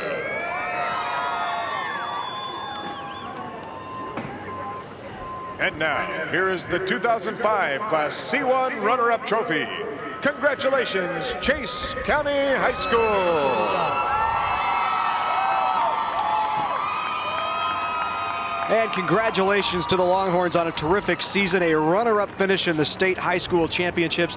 This their 17th state playoff appearance. They have now been in the title game 4 times, unfortunately losing all 4. They lost to Bishop Newman in 2003. They lost to Norfolk Catholic in 98, David City Aquinas in 97, and this year they lose again to Norfolk Catholic. And Larry, they really came back in the second half. You know, at halftime, they had just 19 yards rushing, 5 passing, total of 24. They end the game with 132 yards rushing, 73 passing, up that 24 up to 205. So really came back shut out in the first half, scored 13 points in the second half, made it a football game, but Norfolk Catholic answers in the fourth quarter with a touchdown, and they escape with a 20-13 win. So Chase County finishes the season at 10-3. And has that runner-up state championship trophy to take back home. Now let's visit with the 13-0 state champion Norfolk Catholic Knights. And for the introductions, we go back to the public address announcer, Dwight Weiniger. And now to the champions from Norfolk Catholic High School. First, head coach Jeff Beller, we have a special award for you. And now, Coach, would you and your assistants hand out the gold medals to the members of your championship team? Players, as your name is called, please come forward to receive your medal. Number 1, Keenan Lewis. Number 2, Tyler Arns.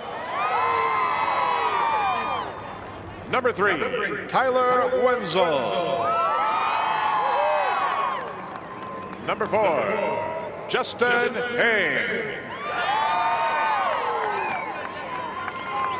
Number 5, Ben Lacrosse. Number 7, Sam Posse. Number 8, Eric Pieper. Number 10, Edward Rim.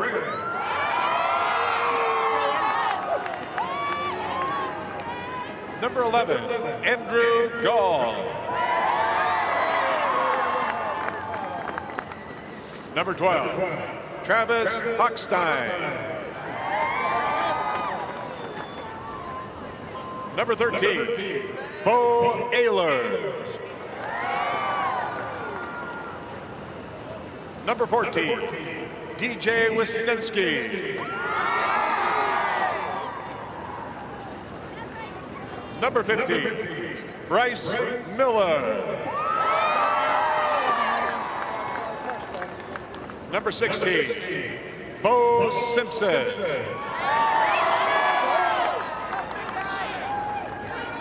Number 17, Alex Morset.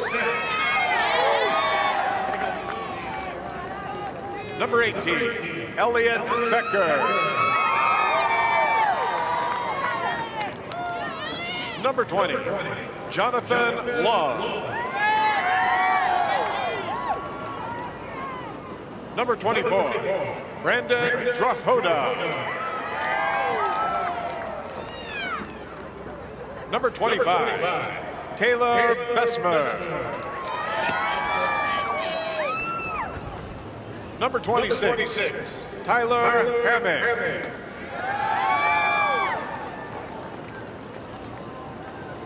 Number 27, Derek Rocky.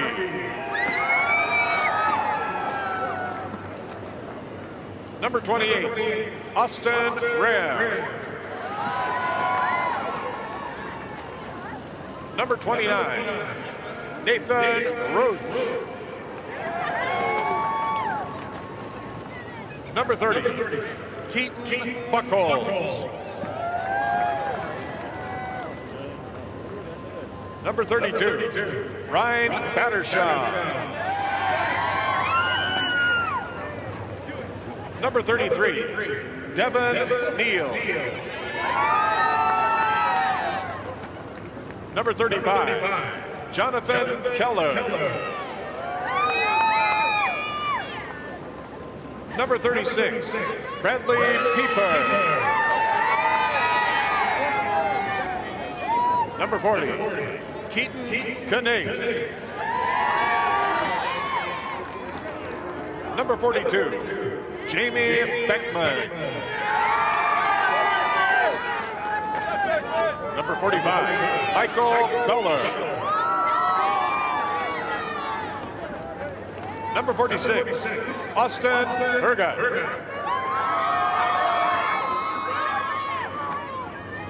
Number 47, Jordan Miller.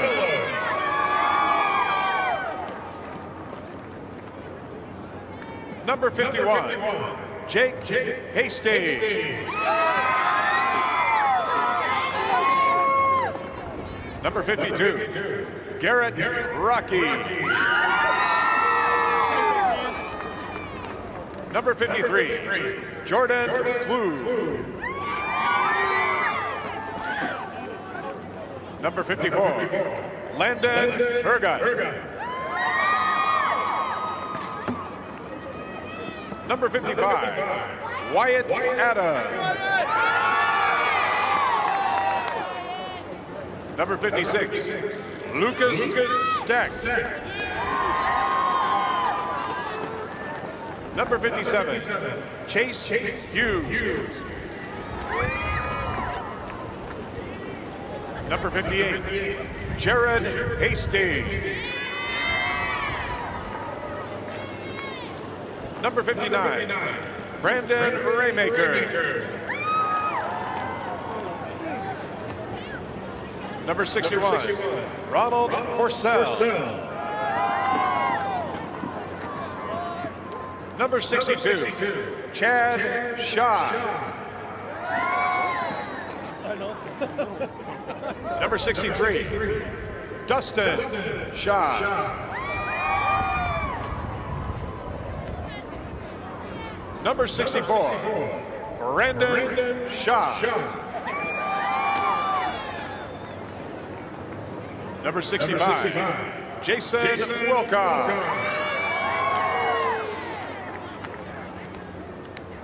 Number 66, Matt Dreyer.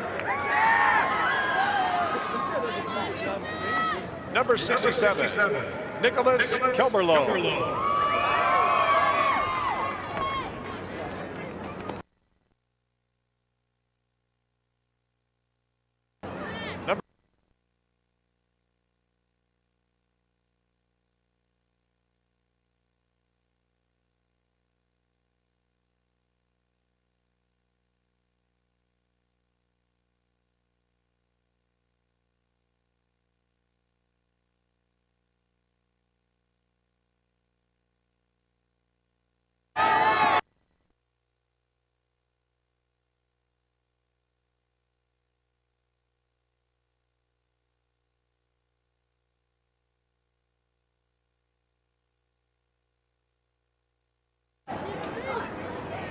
Number 73, Michael Becker.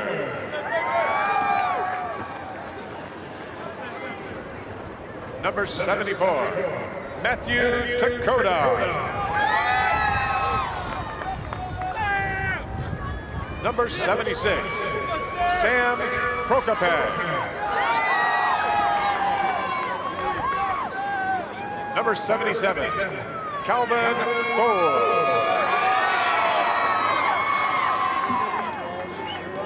Number 78, Aaron Schulte. Number 79, Jordan Flugie. Number 80, Cord Sheik. Number 81, Zach Anderson. Number 82, Bradley Kilmerlow. Number 83, Keith Verbicki. Number 84, Jonathan Raitt. Number 85, Brandon Henson. Number 86, Justin Kitson.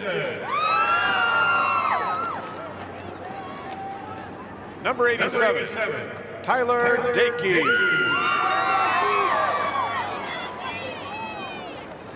Number 88, Taylor Hall. Number 89, Josh Kruger.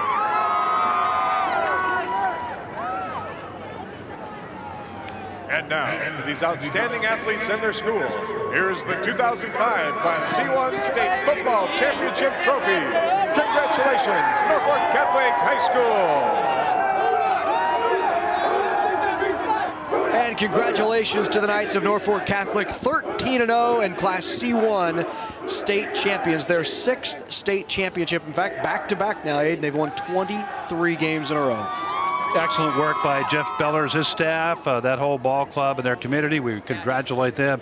6 state champions. They're runner-up 4 times too, and so they've been around this championship game and championship status for a number of times. But again, excellent season. You go undefeated, Scott, in any year, and that's a great year. Yeah, anytime you can walk through the minefield and not have any losses, it's a testament to how good your players are and how well you're coached. And you know, he took a team that lost a lot of seniors last year and rebuilt it around a new quarterback and a couple new key players. So excellent job by Norfolk Catholic. Let's go down to Matt Davison with the champs on the sideline. Well, Coach, congratulations, first of all. Early in the game, the wind and some of the conditions on the field maybe didn't allow you to throw the ball as much as you wanted to. Well, you know, you're right. That's kind of what our game plan to come in was, try to mix in pass, run, do those types of things. I think we're a little better team when we can do all those things. We have those kind of players, but the winds and a little bit of wet on the field, you know, made that a little harder. So we kind of had to change up the plan as we went. But obviously we wanted to play very good defense all night. I think for the most part we did. We give up a big play, and then they went 2 plays in the air, which was not real indicative of what they normally like to do. And then we got a heck of a ball game on. So give them credit. Their kids didn't quit. They kept playing hard. Back to back. Before this season started, did you feel like you had a shot to be standing here again this year? Well, you know, I thought we had a shot, but sometimes maybe your shots are a little better than other shots. We had a lot of holes to fill, but we had a lot of good defensive people back, and we were very good back in the kicking game because our punter and our kicker was both back, and then our return people were back. Now you can kind of start with that and build into it. Then we had some offensive kids, Eric Pieper, Andrew Gall, a lot of these guys that maybe shared time a little last year step up and become great players for us, along with a very good offense and defensive line. So when you have that mixture, you have a shot. And again, give our kids credit. They set this goal last summer when school just got over and said, guys, we're going to work that we can have a good football team, and they worked extremely hard. You lose a few guys from this year's team. How do you feel going into next year? I know you haven't had time to think about it, but a lot of guys coming back also. We do. You know what? We have a nice. We have a lot of offensive linemen back and defensive linemen back. Now we're going to have to find some linebackers and some skilled people. But you know, we'll give it a shot. We're going to work hard and put our kids in a position to try to be successful. And I'm going to be proud of this one for a while, and we'll go to work on next year. All right, Coach. Congratulations, guys. I'm also with senior Andrew Gall, and 26 carries, 114 yards. You probably didn't know that, but I just told you. So congratulations. And Chase County was a tough team today. Yeah, I mean, Our O-line did awesome. That's like all I can say about my running. I give all credit to O-line. And I mean, Chase County was a very good team. And second half, they gave us they took us on a run. And I mean, our defense stepped up big. And I mean, our defense has been playing awesome all year. And today just paid off. How great does it feel to go do that out in the close? as a That's in the champion? close. Tonight's in the close. It feels great. I know a lot of people, I think, underestimated us this year just because we won it last year.